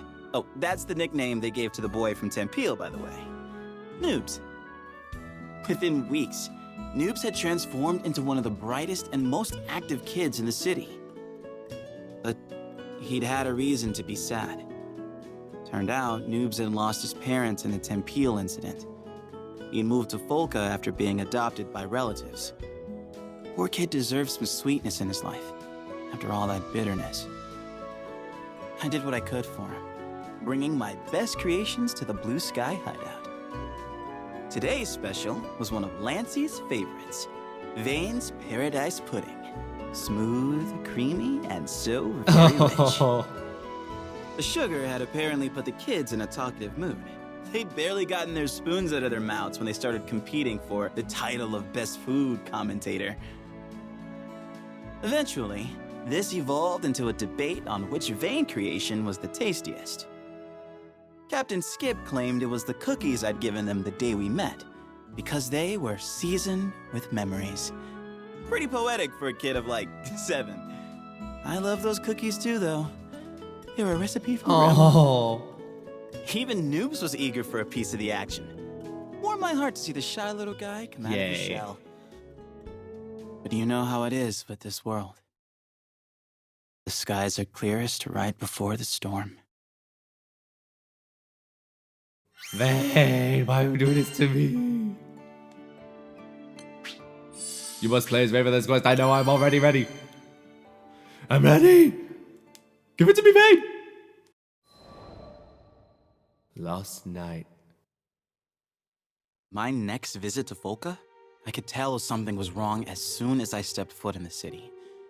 All the adults stood huddled outside their homes, discussing, arguing. A few were weeping. Turns out, it was the Tykes. They had gone missing. The news hit me like an oncoming airship. When I remembered how to breathe again, I rushed over to Ace, one Blue Sky Knight who'd stayed behind. What do we do? What if they never come back? I'll find them, I promise. But you need to tell me what happened. It started with Noobs. Still unused to the layout of Folka, he'd gotten lost in the woods. After about 6 hours, Skip put together a search team and went after him, without telling any adults. Oh, for God's sake. Now a full day had passed, and all 4, Noobs, Skip, Beats, and Fessa, still hadn't returned. The whole time he was talking, Ace was shaking from head to toe.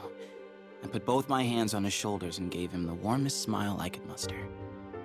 You did good, Ace. Now leave the rest to me. I went straight to the Grand Cipher. Needed to recruit as many eyes as I could get. Those kids were my friends, and the future of the skies. I wasn't going to let anything happen to them. Papa Vane! Papa Vane! Hold on, guys. I'm coming for you. There have to be traps. Keep your eyes peeled.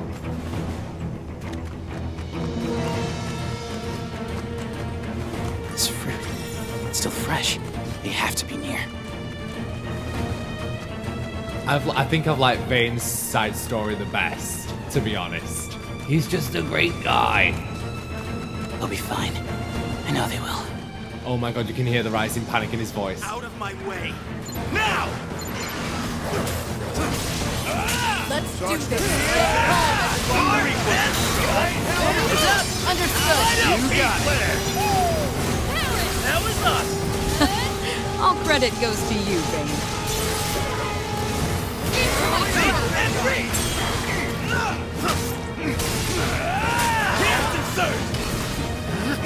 Trigger fingers and...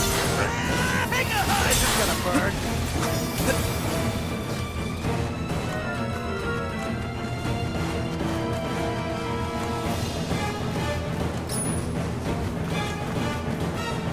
I taught them how to camouflage themselves in this grass. They probably head out for monsters around here. You don't think the monsters have already gotten to them? No, they're okay.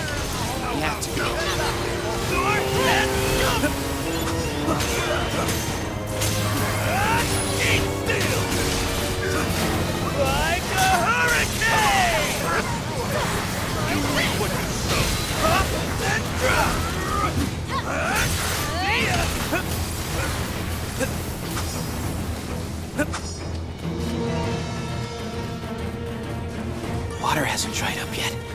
have to be close.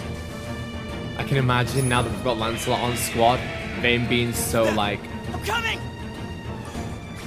proud of the kids that he wants to introduce them to Lancy and to Siegfried and Percival. You are joking.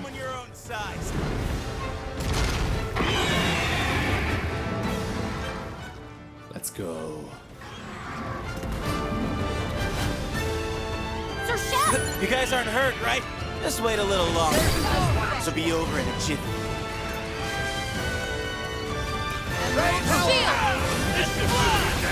Little Victory lies ahead. Taste it! Bring in the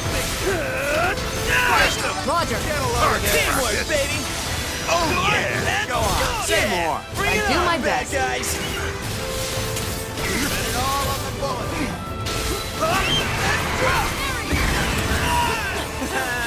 Time's up. You reap what you sow. Here's dessert! Go time! Last sword! Taste it! Eat steel! Lead and reach!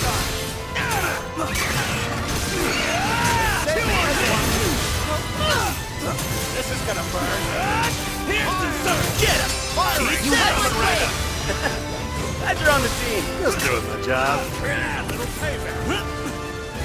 Stay vigilant. All right, let's keep our wits about us. Like that? Oh, no, you don't. Yeah! Thanks. Put together, folks. Up and drop.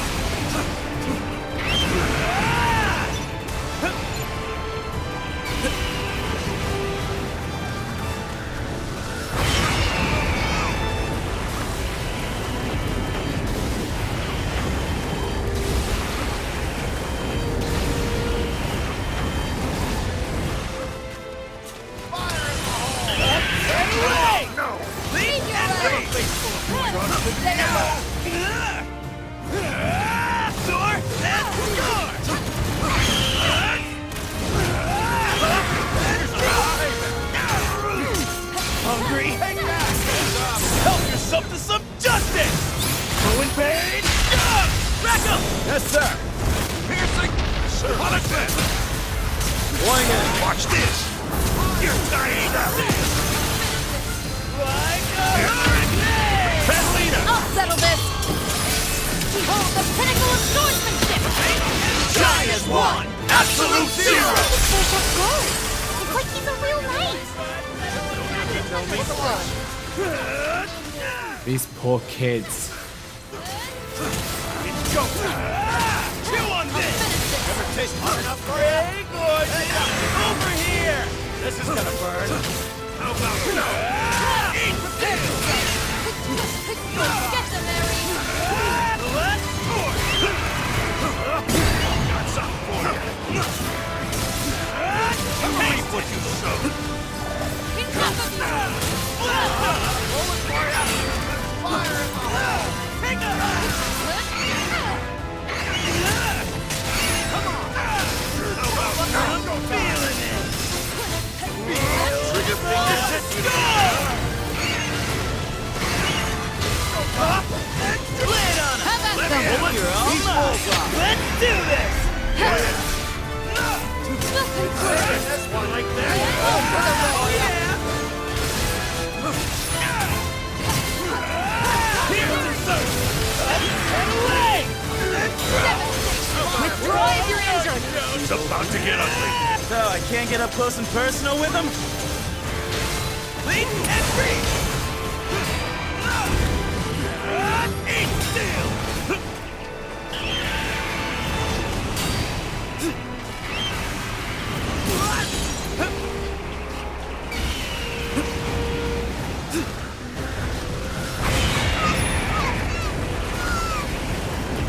Gather up!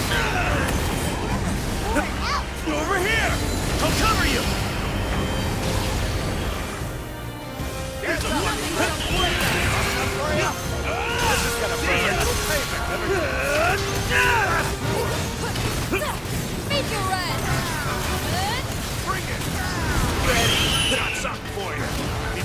Save my Roger team. that. Sorry, not sorry. That'll teach him. Got it. That one was for the kids. No way! You won! Looks like the little squirts are doing just fine. Yeah, I think I need a moment.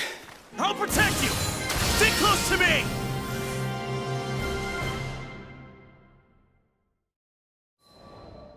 Look at him go. He's the best boy.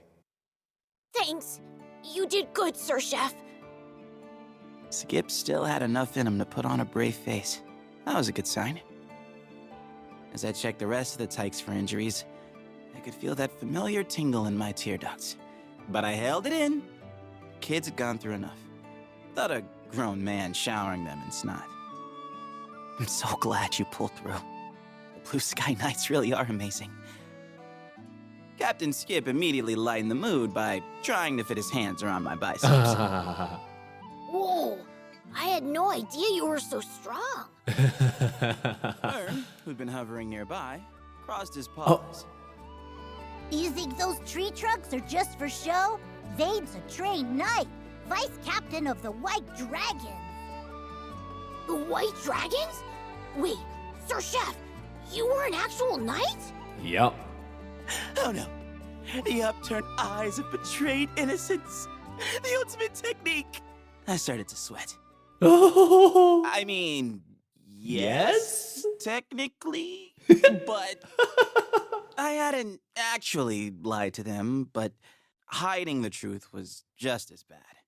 I steeled myself for the eruption, but it never came. Instead, they're amazed. Wow, a real knight! You need to let me interrogate you for my notes later. Wow. No wonder you kick butt.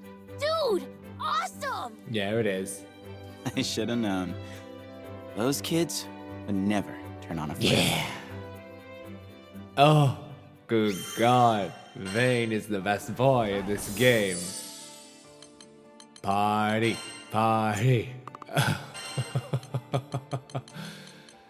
You are always in squad. I'm sorry, but you are always in squad. You are always in squad. Gear Vane. Oh my God. Good Lord. Right. Boom. Although I do have to change his outfit because as great as this is,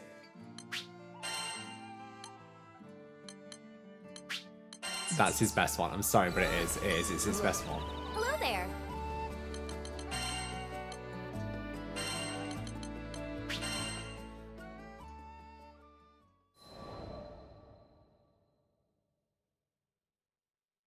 Wish I could say all's well that ends well, but unfortunately it doesn't work like that. As we started back for Folka, I decided the kids and I needed to have a serious talk. All right, spill it. Why'd you all go into the woods alone? Noobs was in trouble, and, you know, it's the duty of a knight to help people. I just thought we had to save him. Skip spoke down to his shoes. I felt my heart drop. It's the duty of a knight to help people. Those had been my words, so I was to blame for this whole mess. Skies above, why do I always... But before I could chase this dark train of thought any further, a small tug on my sleeve brought me back. All those survival skills you taught us really helped. Yeah, thanks to you, we were able to properly locate food and water, and hide from monsters. I was so proud of them. But now was not the time to encourage their recklessness with praise. Do you realize how worried everyone was? If anything bad happened, your friends would be hurt big time, and not to mention your families. Yes, as knights, you have a duty to protect. But as people, you have a duty to your loved ones. So remember, the Tykes chimed in for this next line. Uh-oh. Know when to ask for help. Yeah.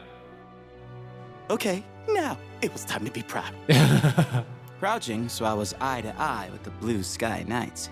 I held out my pinky. Oh my God, he's gonna pick your brothers up. It's a promise, okay? An oath between knights. He's so perfect. Why is he so perfect? Oh my god, Vane, finish this off with the perfect epilogue. Go. Go. Look at his smile. Order of Vane! I recently returned to Folka to find the Tykes holding a serious discussion.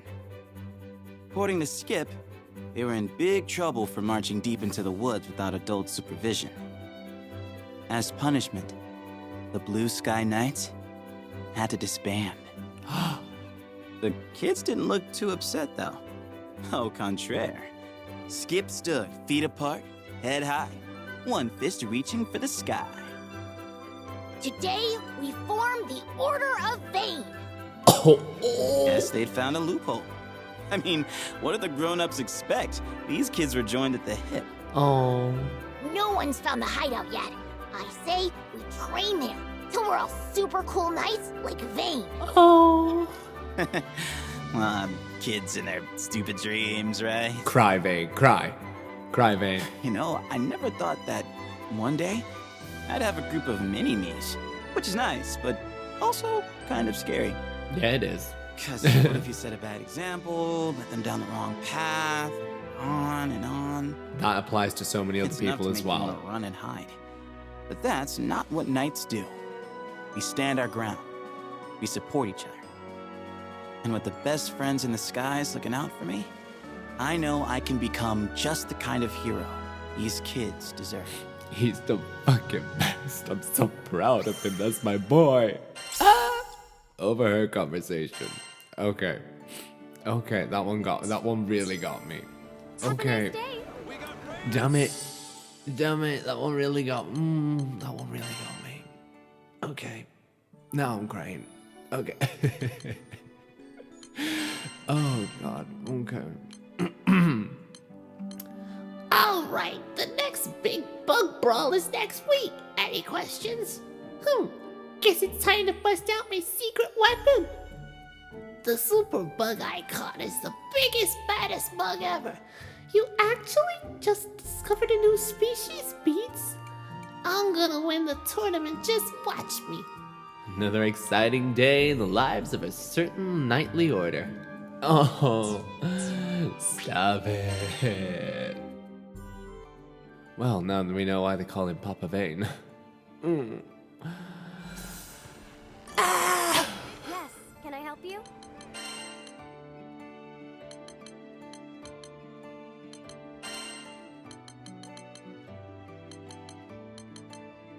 I'm so sad, but so happy. It's bittersweet.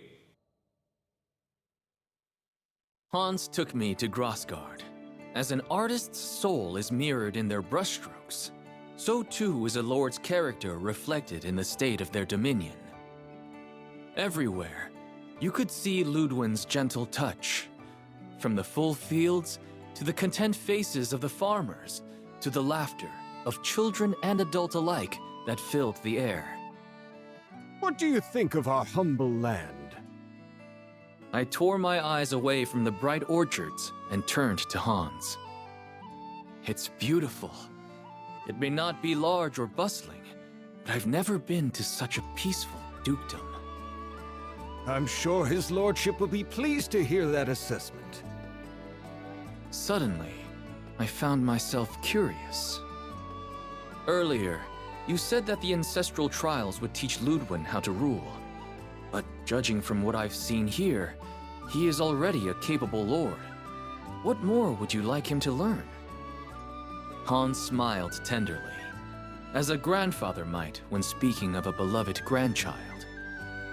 I should have known an avid scholar like yourself would read between the lines. Make no mistake, Ludwin is not a perfect leader yet, but it is not my place to discuss his flaws. Then tell me this. Are his flaws related to his family's inability to fight? Let us call it a starting thread, but the full tapestry is so much more. I decided not to pry. I already had the information I needed to guide Ludwin through his trial. Sir Lancelot? I don't remember sending for you. Of course, the Lord was surprised to see me. Although friendly, I was a rogue element in a world where this man had control of nearly everything. I have come at the request of Hans.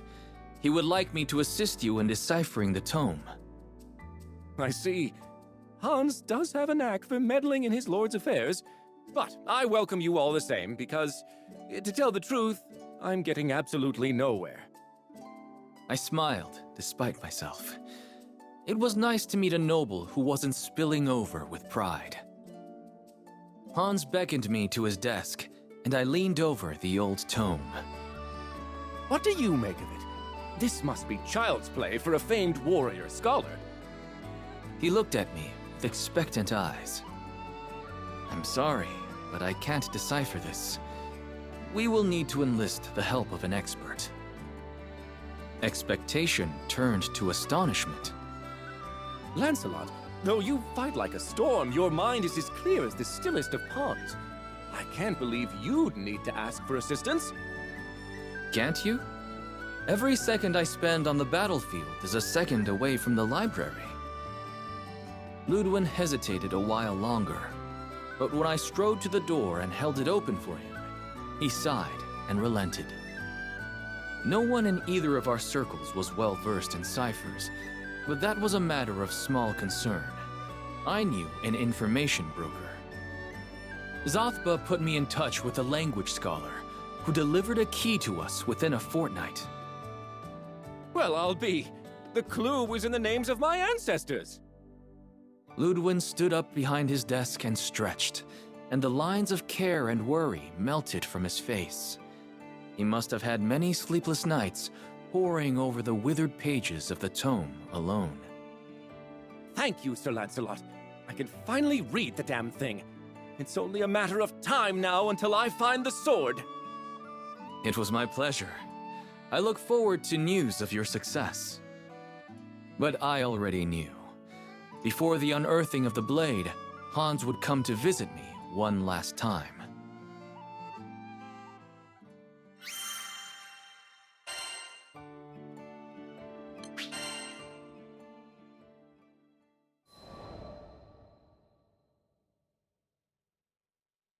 I was half right. It was not Hans, but Ludwin himself who showed up at our doorstep.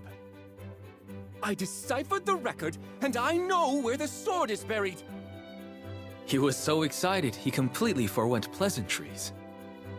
I know I should go alone, with Hans of course, but the tome says we must fly to Skyworm Valley, which is riddled with monsters. It's a terrible place for a lord to be made into dragon kibble. I knew what he wanted me to say. Very well. Please, allow me to accompany you. Really? Wonderful! I mean, only if you wish. This must have been the flaw Hans was alluding to. Ludwin was afraid of his own power. He dreaded the responsibilities that came with leadership. The lords of Grossgard were not warriors and hadn't been for generations. They depended on their subjects for protection, but as I'd learned, Ludwin was loath to do so. Up until now, this has not posed a problem. Small skirmishes were all that troubled the peace of his dukedom. But what would happen should a great war march on his borders? Would his honor eventually spur him to the front lines? To death? The place of a lord and general is with the rear guard. There, they must order the battle and conduct diplomatic affairs. But it is hard, sitting and conversing in safety while your soldiers are risking their lives. As captain of the White Dragons, I knew this better than anyone. You feel as if every death is on your head. At last, I had come to fully understand Ludwin. If these trials, as Hans said, could help him come into his own, then I would do everything in my power to guide him to victory.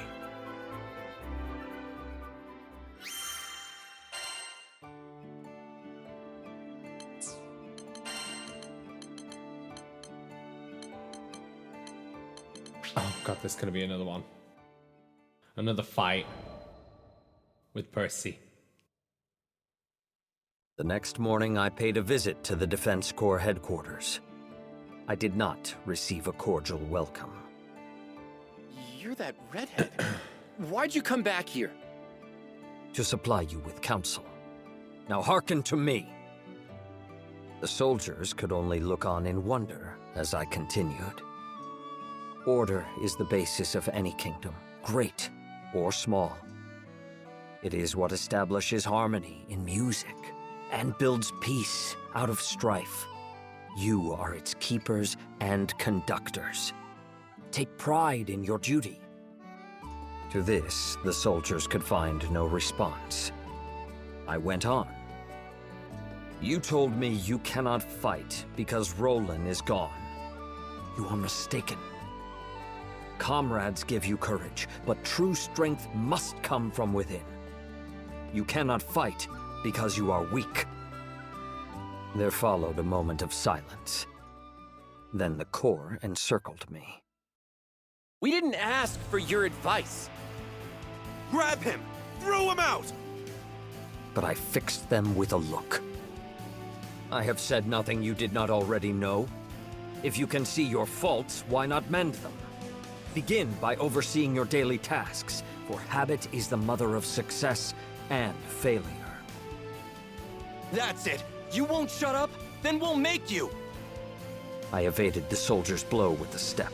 Raising my fist in the air, I said, wielding force to stifle dissent.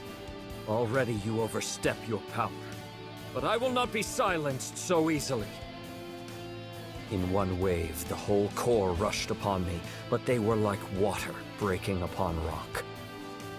I showed them mercy. So when it was over, their pride smarted more than their flesh. Who the hell are you? Only a passing skyfarer. Tell me, Captain Douglas, are you ashamed you could not lead your forces to victory against one man? All right, Rubelux, if you're so smart, why don't you try being captain? See how hard it is to train a bunch of bumpkins. There is no metal so firm it cannot be wrought. Very well then. Lend me your title, and I will show you how warriors are forged. Huh? And so I became the one-time captain of the Corps. Training began the following day. Arms maintenance, proper stance. They had no knowledge of even these rudimentary things. I was reminded of my days as a squire, when I was first initiated in the art of war. Of course, I was met with some resistance. There was talk of banishing me from Fulka. Yet not a soldier abandoned their training. I saw that though they lacked discipline, their hearts were in the right place. As long as they loved their city, I would grant them the strength and knowledge to protect it. Often while they honed their bodies in the field, I gave speeches to reform them in spirit. When you hear of trouble, act swiftly. But above all, seek to prevent. Every drop of blood is a loss. The wise win wars before the first blow is struck. Take censure, but reserve judgment. Focus on bettering yourself, for the only actions you can control are your own. Always be ready to defend your people. Though peace may reign within your borders, there is no telling what perils lurk without. Within days, a new luster could be seen in the soldiers' eyes, and all talk of my banishment had faded.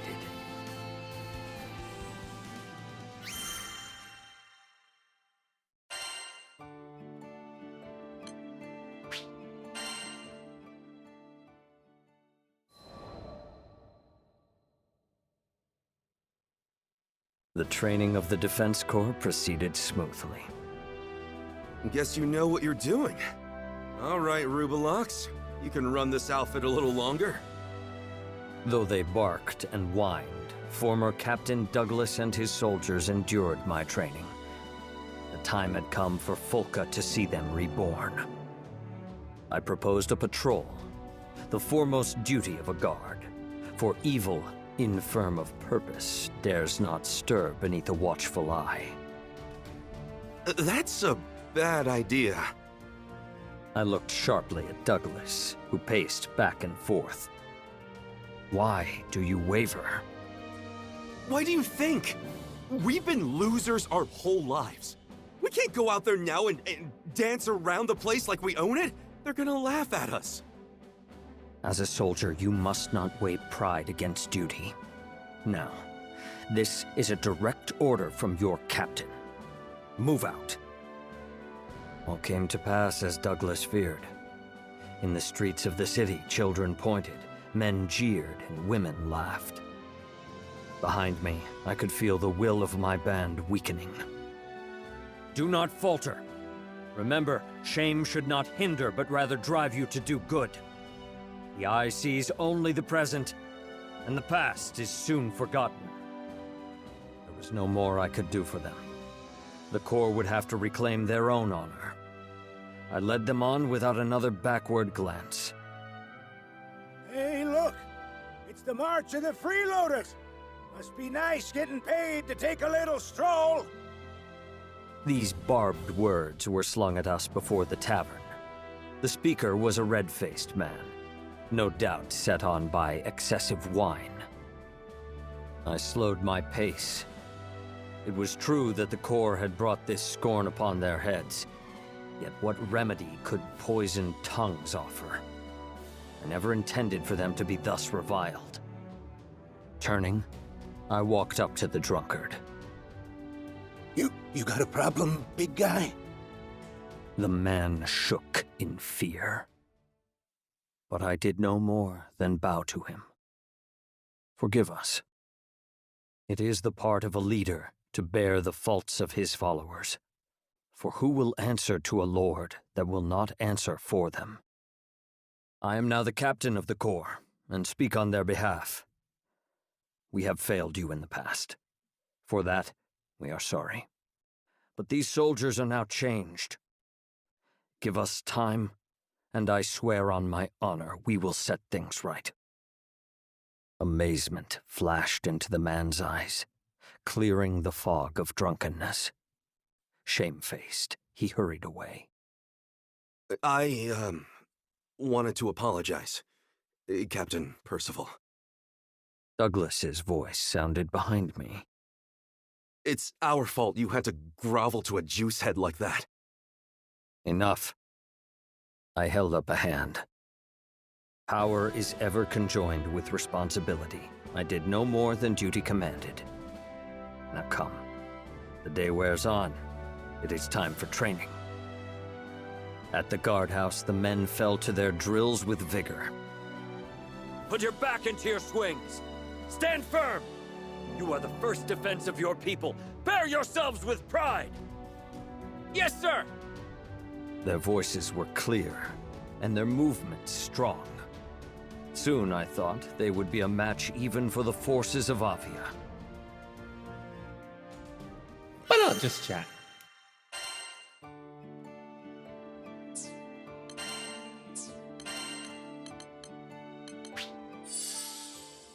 Oh good, I got a squad.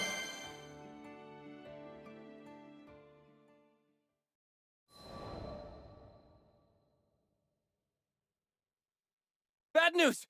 Those Avia rats are back! The day that would test the valor of the Corps came sooner than expected. I looked up at the soldier, who had burst breathless into the guardhouse. Report! An armed group thought to be connected with Avia is occupying the mines of Tempeal. They've taken the reconstruction workers captive, including several residents of Folca. It would be a dangerous rescue for the Corps, who were yet untried in combat. But the soldiers quickly showed me they had not failed their training. Captain Percival, let's fight back! We're ready! We can save those hostages! No. I sensed something strange at work. It had been the aim of the ruined church to bolster their ranks with new converts from Folca. Why then would they occupy their mines and threaten their people? Surely it was not for ransom. The adherents of Avia held their faith high above the jewels of the earth. This had to be a trap. Of course, trap or no, the Corps could easily overthrow Avia, as long as I led them. but I could not stay in Folka forever. And so I said, do not let confidence consume your wisdom. Your duty is to protect your people, not to prove your strength. You do not know the designs of your enemy, nor whether your might can contend with theirs. You must call for aid. I saw that my warning had disheartened the soldiers. I could not blame them. They had struggled so far, only to learn that they still fell short. But glory must not be bought with blood. The lives of the islanders came first. Drawing myself up, I strove to lift their spirits. Your city needs you. There is much work to be done. Learn what you can from those that escaped the mines. Muster the defenses. Let your people know they are safe. Yes, sir! But Captain Percival, the clock is ticking. What if the Skyfarers and reinforcements from Seed Hollow don't make it in time? I could not hold back a smile. Do not worry. I know a crew of Skyfarers already at hand.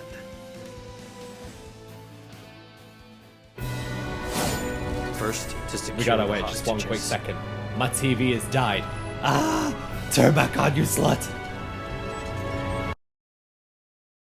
What are you doing? No! Oh my god! Ah! Bitch! Wait! That hair! It's the rooster head from Volga! The armed brethren! Sentries. You will wish you never saw it. There it is! Right. Let's Must move on. agree. On me! Got your cover! Cut them down. Keep your weapons strong. Understood. Yep, eyes on But the of prize. course. There must be more of them. Of all the times. How'd you get in here? Where are the lookouts? Sleep on the job? You'll never know!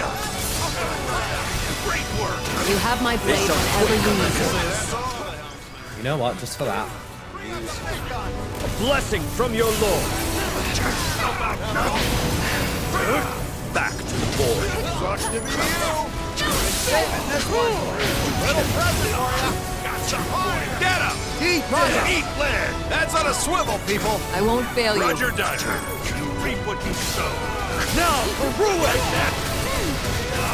There are too few of them. The main force must be headed for Folka. Perhaps I should turn back. No. I must have faith in my comrades. Let's go. All the hostages are behind bars. At least they will be kept safe from the battle. Yeah, wooden bars. I'm a fire boy. Who are you? You may know me as the Lord of Flames. Are you here to save us? Fear and despair at bay. Understood. Coming right up. Keep it up, crew. Aye, aye. Very well. No kidding. Follow me. Sorry, not sorry. The old dog's got bite, right? Can't muzzle this hound. Winter spray. They're open. They're in my Destroy sight. them on me. Am I? Meet your doom! The river run red! So we meet again. But unfortunately for you, this battle will go like the last one. Not many who survived my flames dare to face them again. You are either brave or a fool. This should whittle you down. On me. Fire! They're mine! Suffer! Excellent shot, Rackham. You weren't half bad yourself. Fly if you can! You have my favor. Seize them! They're in my sight. Cut them down. Well done. I do my best. Incoming! Atta crew! Hell yeah! This ground shall be your time. Return to the abyss! Catalina! They're done for. You're winning 100 to 1! How? The stars forsaken us? The stars do not decide our fate. We do. In turning to treachery and force, you built your own tomb. Somebody please silence this man! Impressive fireworks. A lovely opening act to the fall of Volca. That's right! Sir Knight, we have to go back to Volca! Volca is in safe hands. All will be well. This battle is mine. Into the fray! Oh yeah, you fool! Dead bitches. Yeah, I really don't vibe with Percival's style, but Vane I've really been able to make quick. It will take more time to bind these Crusaders than it did to defeat them.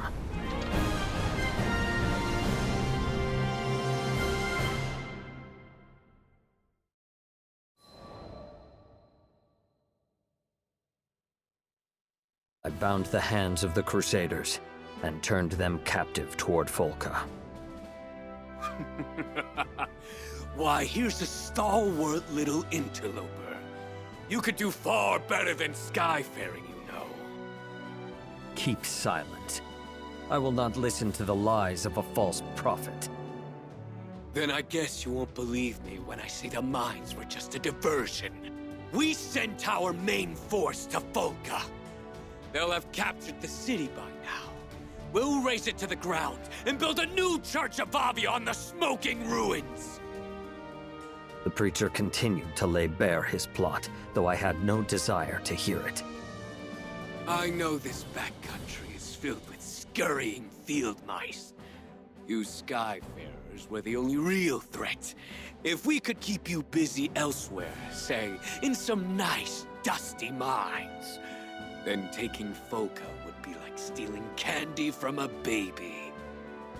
Even now you know not of what you speak. I had already made out that the mines were not your true purpose, and you misjudge the people of Volca. There is great strength in that city. It will not fall to the likes of you. That's hogwash! If you will not trust my words, then perhaps you will trust your eyes. We had come to the gate of Volca. Captain Percival, we've captured all the invaders. You should have seen us, Captain! No one messes with us on our turf! There, trussed up before the city walls, were the remaining Crusaders of Avia. The soldiers of the Corps stood over them, bloody but triumphant. And the air was bright and filled with rejoicing as the people of Volca cried glory unto their defenders. How could country mice have overthrown the high hawks of Avia? With that, the preacher fell to his knees and spoke no more.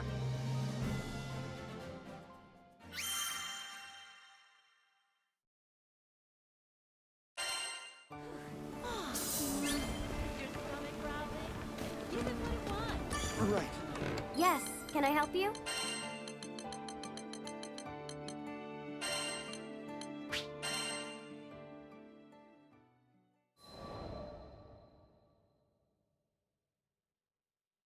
Several days later, I walked into the guardhouse for what would be the last time. The captain's here! Attention! In a moment, the soldiers were lined up before me. At ease. My friends, you have found your strength and your courage. The time has come for me to step down as your captain. With the space of a deep breath, the soldiers did not stir. I read in their eyes that they had long seen this day coming. Captain Percival, That title is no longer mine. I return it to you, Captain Douglas. You have become a worthy leader. I turned back toward the body of the Corps. I'm but a traveler. My allegiance lies with a distant country, a kingdom of peace that I shall one day build. But I believe that all who dwell in the skies are brothers and sisters. Though our time together was short, it was an honor to serve with you.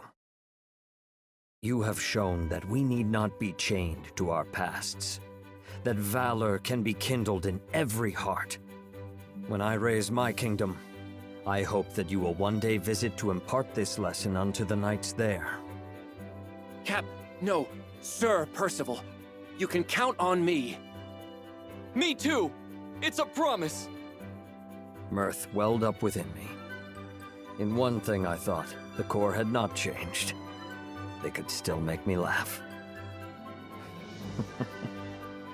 Very well. I will hold you to those oaths. And so, bidding my friends farewell, I took once more to the skies. Let's finish him off. A promise forged in flame. It was many months before I could return to Folka. This city is still the same. A gentle breeze danced with the grass. Sunlight streamed from between the leaves of trees, paving the streets in green and gold. But snakes dwell even in the quietest of gardens. Peace presided over this land only because there was a valiant corps to keep it.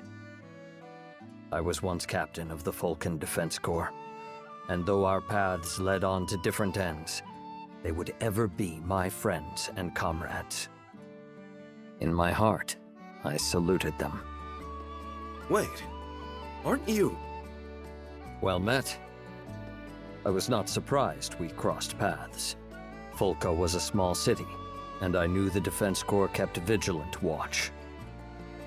I am glad to see you doing well. We sure are. Even got a generation of new recruits trained up. So, when do you think you'll be inviting us to your kingdom? I responded with a wry smile. It will be some time yet, but I shall not rest unless it be in a country of peace. Until that day, wait here, and serve your city well. You're gonna make it, Percival. I just know it.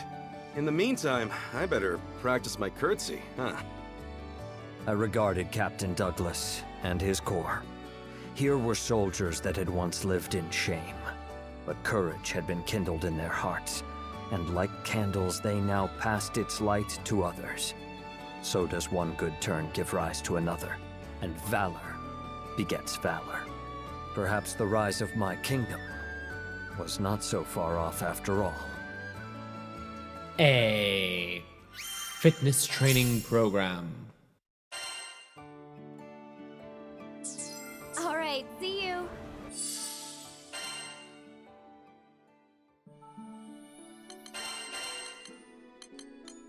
Attention all Defense Corps members. An organization is only as strong as its members. You may be called upon to defend your home from threats ranging from bandits to monsters. The Corps shoulders the burden of the town's safety, and to that end, each person must perform this program every other day. 150 plus push-ups, 150 plus sit-ups, 300 plus hip hinges, 500 plus sword swings, long distance running until you collapse. There is no shame in missing these targets at the outset. What matters is that you beat your personal best the following session. The goals I have laid out for you require effort to achieve, but I have faith that each and every one of you will succeed. Percival, Provisional Captain. That's a good goal. Well done. Because even if you don't meet those targets in the beginning, Yes, can I it's help you? all about making sure that you make certain strides in progress. Let's go. Siegfried, Edge Boy.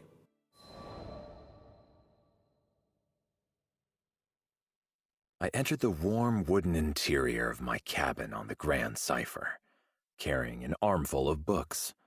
I laid them on the desk, drew out a chair, and took a short trip through Seed Hollow's history. Unbroken peace. For 500 years after the ending of the war, violence had not troubled the skies of Zegagrande. There were your usual skirmishes, of course, power-hungry rebels, etc., but nothing so big it had not been quickly sorted out and buried in the sands of time. However, 15 years ago, tragedy on Dolly Island acted as a catalyst to the rise of Avia. Hitherto peaceful primals went on rampage, and hordes of monsters were drawn to the carnage. So that's why. I thought back to the disordered ranks of the forces of Seed Hollow. Peace had dulled their senses.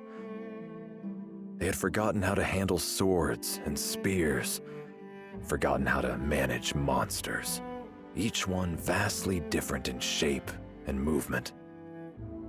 They need guidance. The people of Seed Hollow seem to be gardeners, fond of orchards and good rich earth. They had no love of war, nor possessed the means for a great campaign. Unless a revolution were to completely reshape this country, I did not believe it would ever pose a threat to Fiendrock. Its forces existed not to invade, but solely to defend. But now, they had not even the power to do that. Seed Hollow's soldiers were steadfast and honorable. I had seen that. But they no longer knew how to protect their land. I had come to admire the delicate flowers and many bowed trees that flourished in this clime, and did not wish to see them trampled under a monster's claw or an invader's boot. I could offer Seed Hollow's forces counsel, but I would have to tread carefully. After all, I was a foreigner, and a former captain of knights. One misstep, and I could forever sour the relations between Seed Hollow and Fiendrock. I will have to be discreet. I threw on my traveling cloak and arranged my pouch. Hearing no footfalls outside my room, I slipped through the door and padded softly down the corridor. Oh, hey, Siegfried! You heading out? Vern spotted me on the deck of the Grand Cipher. So much for stealing off unnoticed. I'm going for a walk. On your tiptoes? No way, man! I bet you're going on another one of your secret missions. Though small, Vern had inherited the legendary wisdom of the dragons. Guilty as charged. But the fewer people who know about it, the better. Can you keep this from the others? Come on, Siegfried. We all know you only act for truth and honor and justice and all that. If you're gonna disappear, you should at least tell your captain. My butt'll understand. I could find no objection. It seemed that all the adventures Vern had been on, all the grand and wondrous things he'd seen, had sharpened his insight. Yes, of course. You're right. I followed Vern to the captain's cabin. I've come to ask for permission to leave on a private mission. But I must warn you, if things go wrong, it could spell trouble for the crew. My throat was tight, light nerves, I supposed, and a touch of guilt. The captain did no more than smile and wish me a safe journey. What'd you expect? We trust you. Fortune truly had graced me with the best of companions.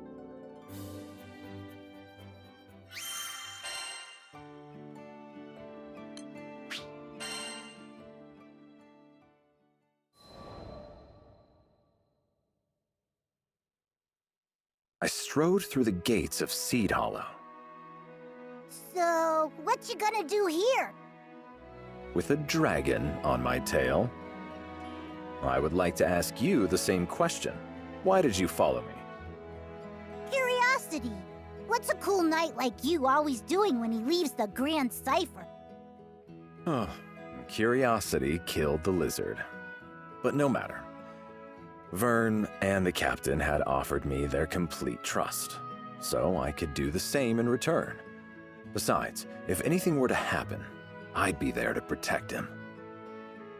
You're welcome to stay, but I am only visiting Seed Hollow's forces again to offer help if I may. Nothing of interest. Sounds like something my bud would do. But I thought you were gonna leave them alone, to help them save face or whatever.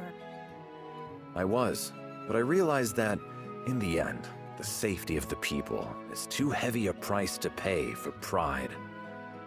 That's fair. No offense, though, Siegfried. Your way with words is a little, special. So I'll just come along and do the talking. 20 minutes later, Vern and I were in the heart of Seed Hollow, watching its soldiers scurry about like mice. 500 years of peace has truly taken its toll. Seed Hollow's forces had become only an army in name. In truth, the military affairs of the country were run by Zothpa, a civilian and information broker. Everyone took orders from him. Dispatch from Zothpa. We got a lost child on our hands. Everyone, split up and search for the mother. Yes, sir! Man, you ever just get lost and have a whole army look for your mom? Vern hovered by the branches of a tall oak, surveying the commotion with shining eyes. It is important to serve your people in times of concord as in times of strife, but I fear they have lost sight of their true duty.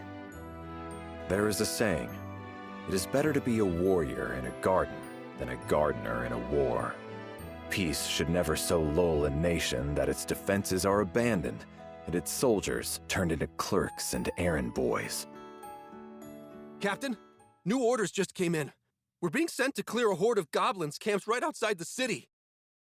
Now these errand boys faced hordes of monsters who had been roused by Avia's machinations. 500 years of stillness, nature, and peace gone. All at the whim of a madwoman. You hear that, troops? Prepare for battle! Drive those goblins away from our homes! Yes, sir! They sure got bark. Problem is, they ain't got bite. Are you worried about them? Aren't you? You saw them get their butts kicked into the next Skydom just a few days ago. I did, but failure is the mother of success. I readjusted my gauntlet and shifted my sword on my back. This is a chance for them to grow. I'll make sure of it.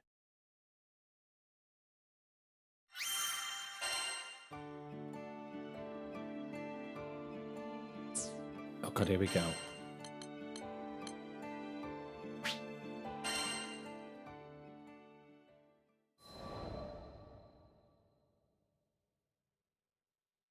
Mother said she would bring us salvation.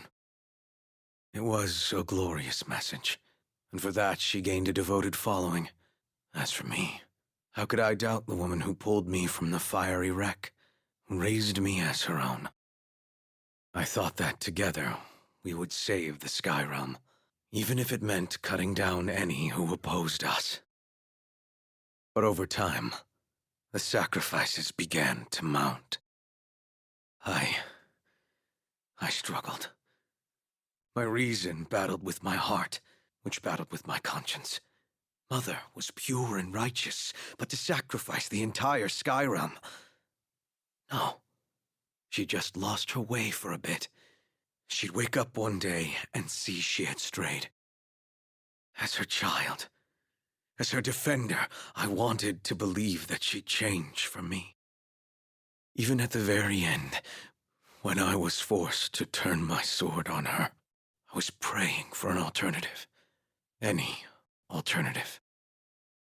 But she would not repent. And I was confronted with the full force of the atrocities I'd committed in Avia's name. But there was one light left to guide me. Just follow your heart. It might lead you to scary places, but at least you'll know you're being true to yourself. Thank you, Lyria. If you hadn't reminded me of my own strength, I'd still be in the dark following Lilith. I swear to you that I will fix even more than I destroyed. And one day, perhaps I will be worthy of your forgiveness.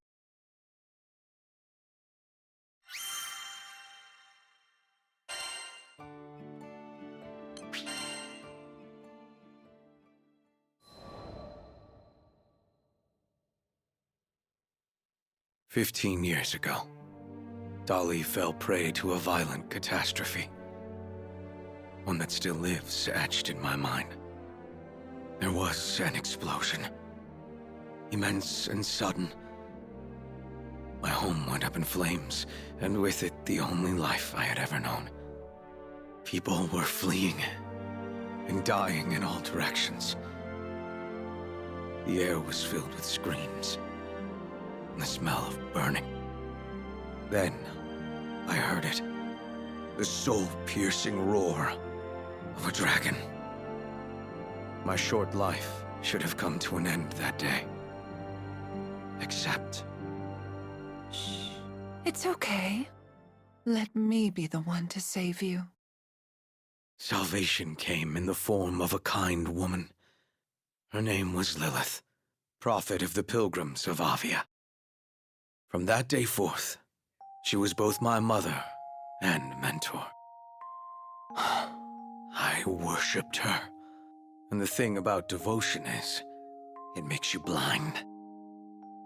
Mother had followers in the hundreds, thousands, and my simple child's mind thought, well, if this many people have faith in her, she has to be good, right?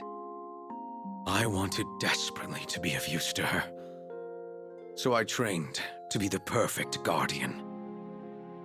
Young Id, one day you shall be as mighty as I.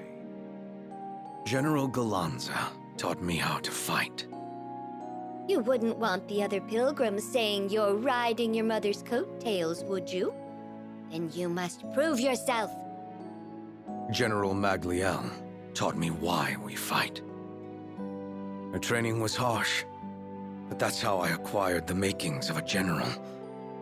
All effort, no nepotism. Finally, I had some value to Mother. Her sharpest sword. I never felt happier or more accomplished. I thought we were going to save the Sky Realm. The naivete of it all.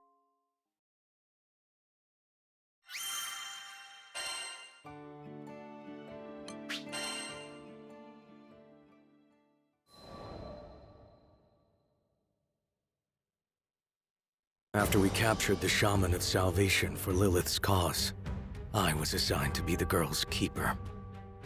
That made me enemy #1 to the Grand Cypher's crew. Every time I took Lyria to a primal beast altar, they'd be there, and we'd fight. I mean, there was a time or two we had to cooperate to prevent widespread calamity. That's beside the point. They were standing in the way of Lilith's mission, opening a path to the Promised Land to Estalucia, and bringing salvation to all Sky Dwellers. Salvation. It's a powerful word in a messed up world like ours.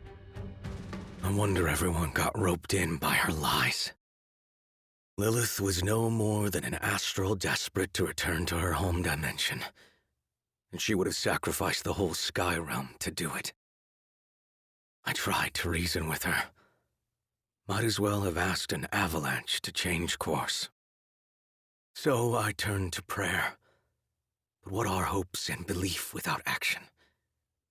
So left with no other choice, I joined the crew of the Grand Cypher to dispatch my own mother. But I never could have foreseen what would happen next. Lilith did something, and freed a monster from within me. The dragon I'd seen the day Dolly burned, with wings so vast they overshadowed all of Zegagrande. Bahamut Versa. But then I learned, Bahamut didn't cause the Dolly calamity. It had come to stop it. It was Lilith who killed my family and razed my home. She'd only let me live for one reason. She needed a vessel to seal the dragon in, and I was conveniently nearby.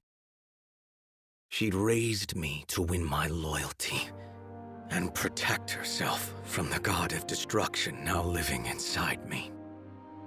But when I stopped being of use to her, she abandoned me and let me turn into Bahamut. I don't know how to describe the feeling of flesh melting into scales, a fire filling your stomach. All human warmth, human blood seemed to rush from my veins, and it was replaced by an overwhelming urge to destroy. It was like being swept away in a torrent. Any attempt to fight it only made the suffering worse. I was so tempted to give in. But the crew wouldn't let me.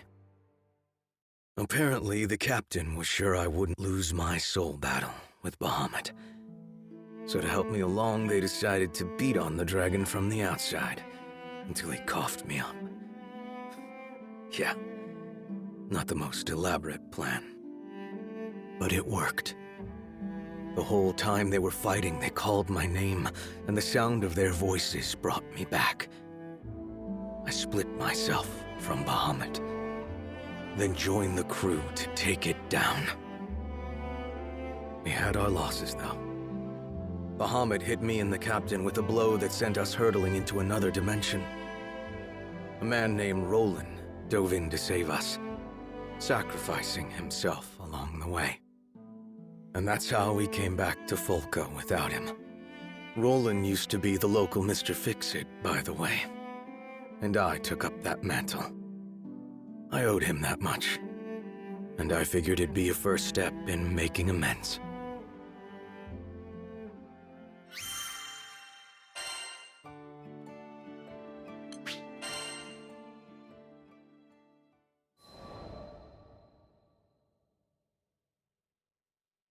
And that's where this new chapter in my life begins. Me, as the new Mr. Fix-It. After clearing up some requests, I thought I'd earn some, I don't know, respect, honor, from the Crew Alliance Rafale. But it seems you can't buy forgiveness so easily. Ahem. So I believe we're all aware of Avia's assault on Seed Hollow. She looked straight at me as she spoke. The actions of the pilgrims, myself included, had left a number of locals without homes. There was a plan to resettle volunteers in Tempio, give them a fresh start. They're going to be out in the open, moving, building. This includes children and the elderly. Your job would be to protect the settlers until their homes are up. Trustworthy Skyfarers only. Hey, don't push yourself. You can sit this one out, you know. Rackham lay a hand on my shoulder, but I shook my head at him. We take it. This is right. I couldn't stay stuck in the past forever. I needed to move on. I needed to help those I hurt move on. It wasn't an easy choice, though. Our patron, the family who was bankrolling this mission, didn't know I'd worked for Avia. And I didn't know if I had the guts to tell them. Yeah, I know. How am I supposed to atone for crimes I'm too scared to admit? Still, one step at a time. Too much of a coward to take responsibility? Fine. I could at least start by repairing some of the damage I'd done. I'd make sure the settlers built in peace. And if one of them happened to find out about my past, then that would be that. I'd accept whatever punishment they saw fit to give me. It didn't matter where I hid or how far I ran. Retribution would find me eventually. Hooray!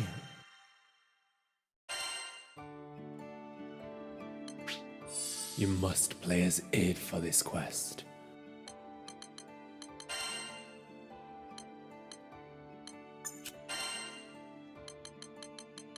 The crew is safe with me.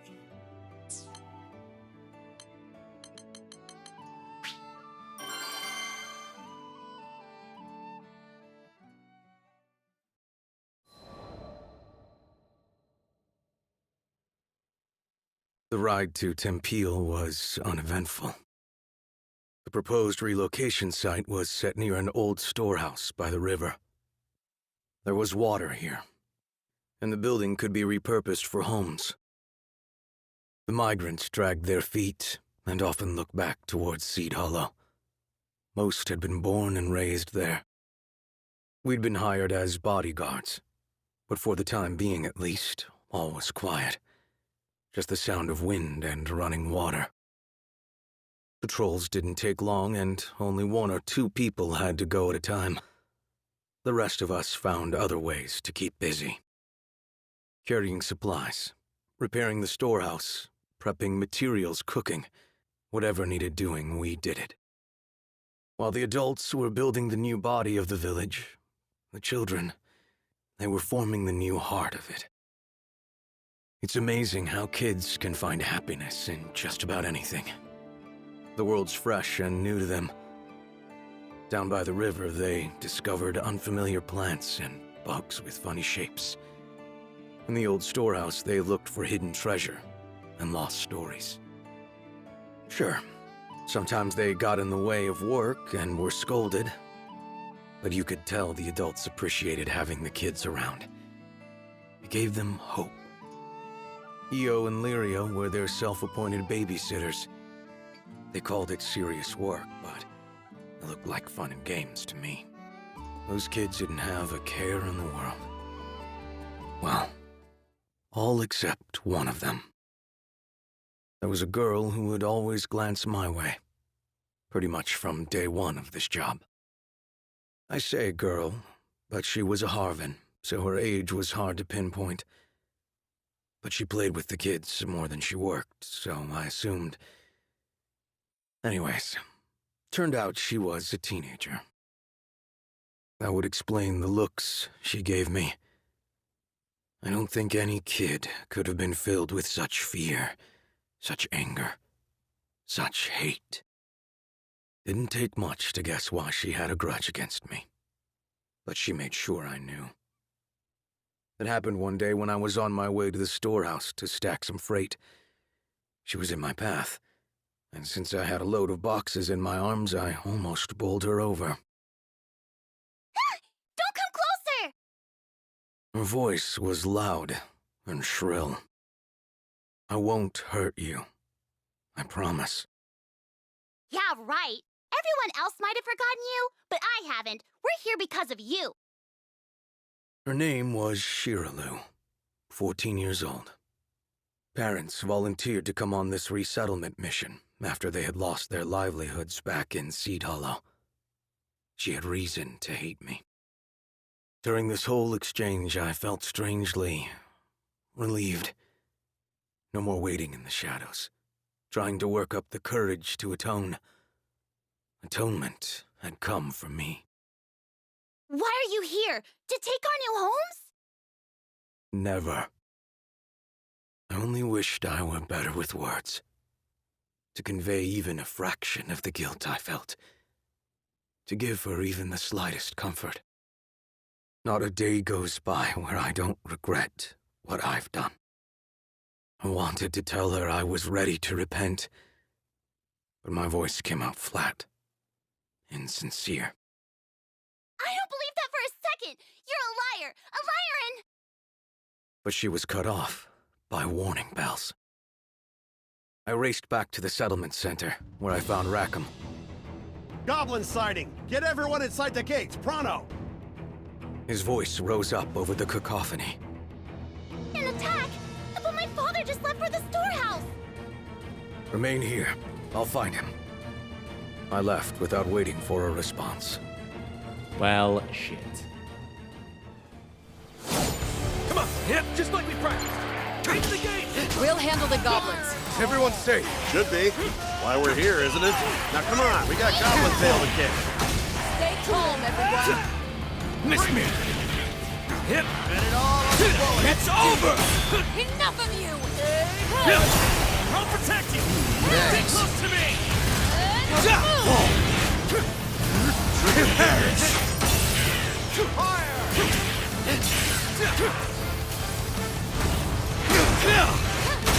Follow through! I got him! I've got you! Excellent collaboration. There's more here. They're trying the pincer maneuver. Vern, you watch over the settlers. Gut, leave it to me.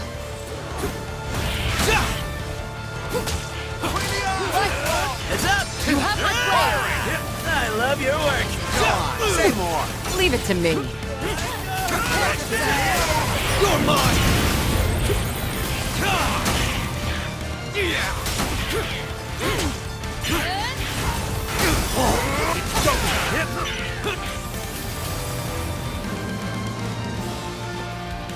There's so many. Where'd they all come from? Heard this place used to be Monster Central. Guess these are the stragglers. Running, running, keep running, running, keep running, running. I bet you forgot I was here, didn't you? Ah ha ha ha. Never. I'm just very quiet.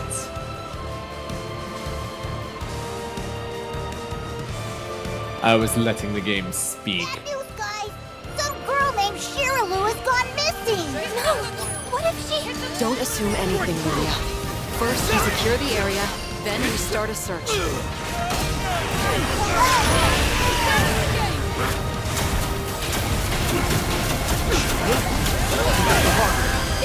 Do you know something? Great. We'll get the search party started. Right after these messages.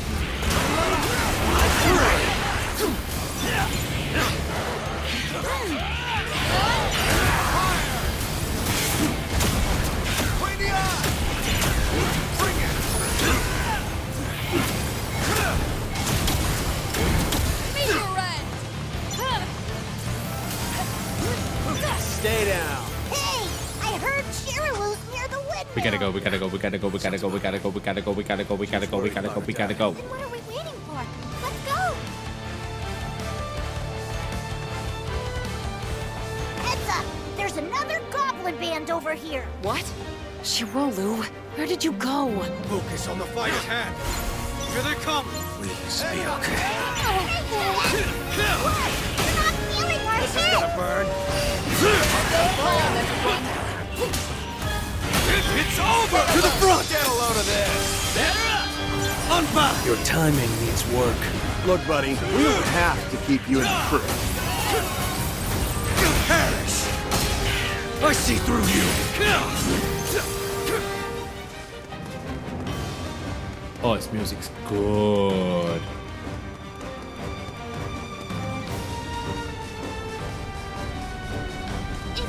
Is someone there? Shiraloo. Don't worry, we're here to help. Do you think you can stay hidden for a bit? Yeah, I can do that. Thank you. There's more? Out of my way! Wait, I recognize that voice. Get back! Sure. Still more to come! But of course. Yep, eyes on the We've got prize. nothing to fear. After them! Understood. You're through! You got it! The job's sinking up. You're more alike than I'd care to admit.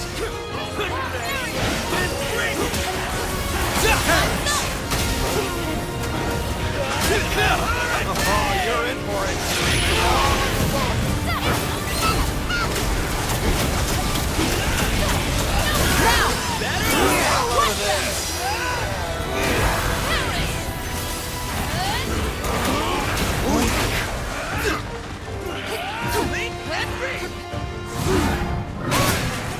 Dead weight.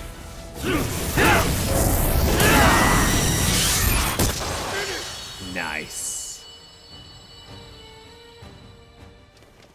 I really like his dragon form. Looks like we're all clear. You can come out now, Shiraloo. Do we want to let her see me in my dragon form, or is that too much trauma for the girl?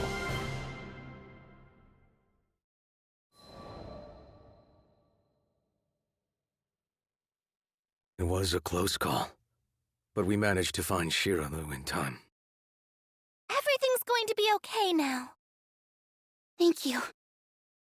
Lyria ran over to the girl. I don't think Shiraloo was injured, but her face was pale, and her lips were tight. It had to have been me. The reason she looked so pained. If I hadn't forced her from her home, she wouldn't have almost lost her life. I turned and walked a few steps. I'll secure the way back. Bring her when she feels better. Wait, Id. Shiraloo needed good people around her. What did I ever bring but suffering? In skill slot. Alright. Lyria's journal. Hold on. Konohana Sakuya. Okay, cool.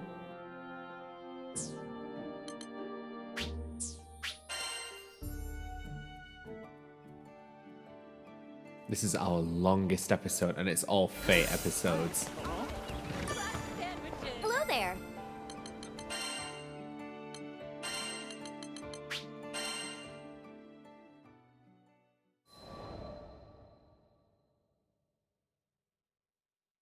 The day after the goblin attack, I had an unlikely visitor.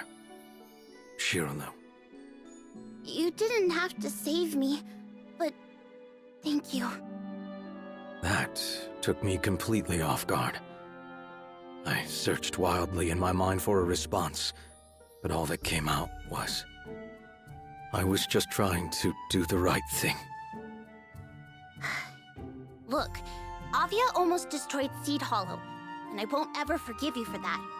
Do you know how many people were hurt? I'm sorry. Like I said, words, not my strong point. Is there any way I can make amends? I will do anything. She looked at me for a moment, her lips working, searching for an answer.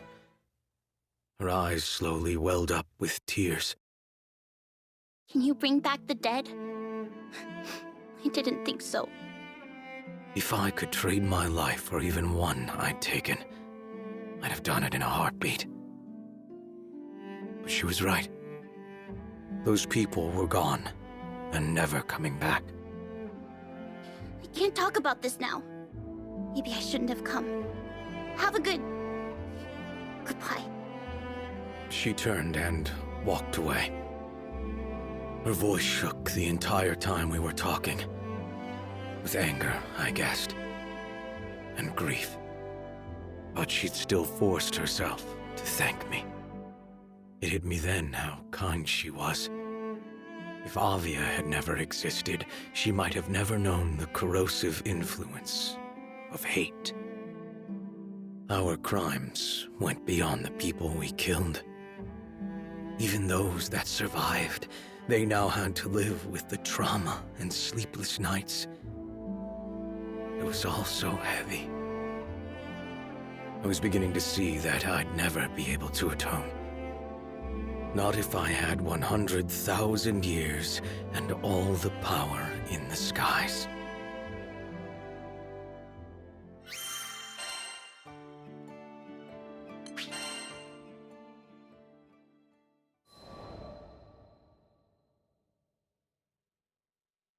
We now knew the settlement was a prime target for goblins. We'd cleared out a band of them, but there would always be more. We decided to tighten our defenses. More frequent patrols with bigger teams. I was quick to volunteer for the first shift. Lyria, Vane, and the captain came along. Hey, we noticed things are kind of tense between you and Shiraloo. Do you want to talk about it? Lyria kept pace beside me, peering up into my face. What's there to say? My past was for me to solve. I didn't need to make the crew part of my guilt. She knew, didn't she, that you were once part of Avia? All right, fine. Who was I kidding? No one kept secrets with these three around. Someone was going to find out eventually. Just don't worry about it. But Vane and Lyria pushed back. We're buds now, right? Your problems are my problems. Exactly. We can talk to Shiraloo together. This is your chance to make things right. You know, Sometimes when you feel lost in a hostile world, that's all it takes to put things into perspective. A few kind words. Okay. But there's no half-assing it. Whatever Shiraloo asks, we give it to her. Do you understand? I was offered no answer, but their eyes told me enough. Sins are only burned away through atonement. This was the way things had to be.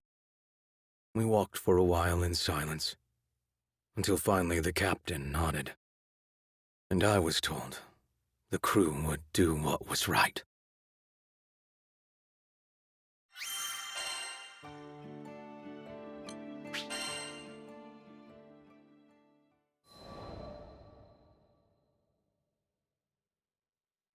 Days passed, and the demeanor of the settlers when they were around me began to change.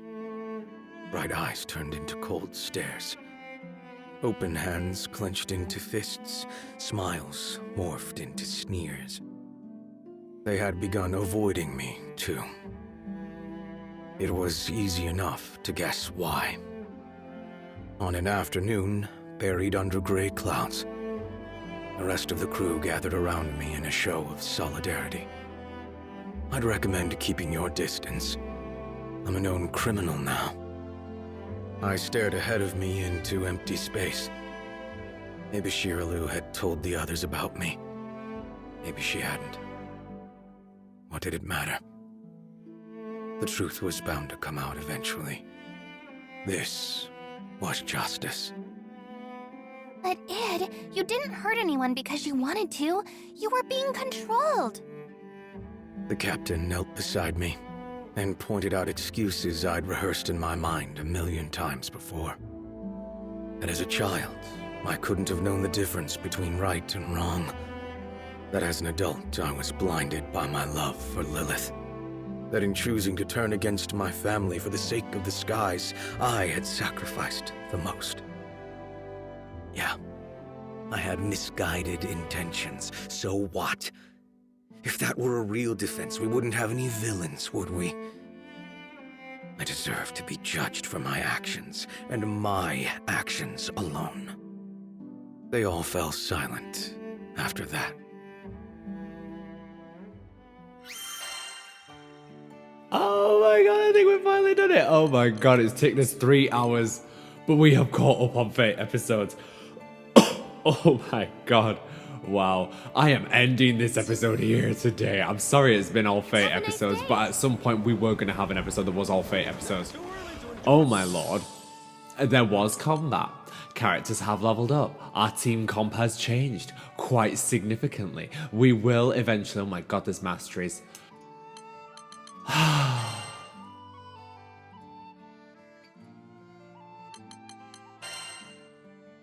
Our work is never done in this game, I swear. That's Breakthrough. That's Heroic B. Where is Rampart? Okay, 240. 3 to...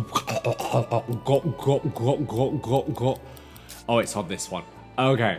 Right. I was about to be like, fuck me, 460. 340. 240. Gimme. Love it. Go. I would. Vane, don't you play. I would. Anyway. Saving. Doing the JRPG thing of saving again, because that was a lot to sit through. Holy hell. Ah, my god.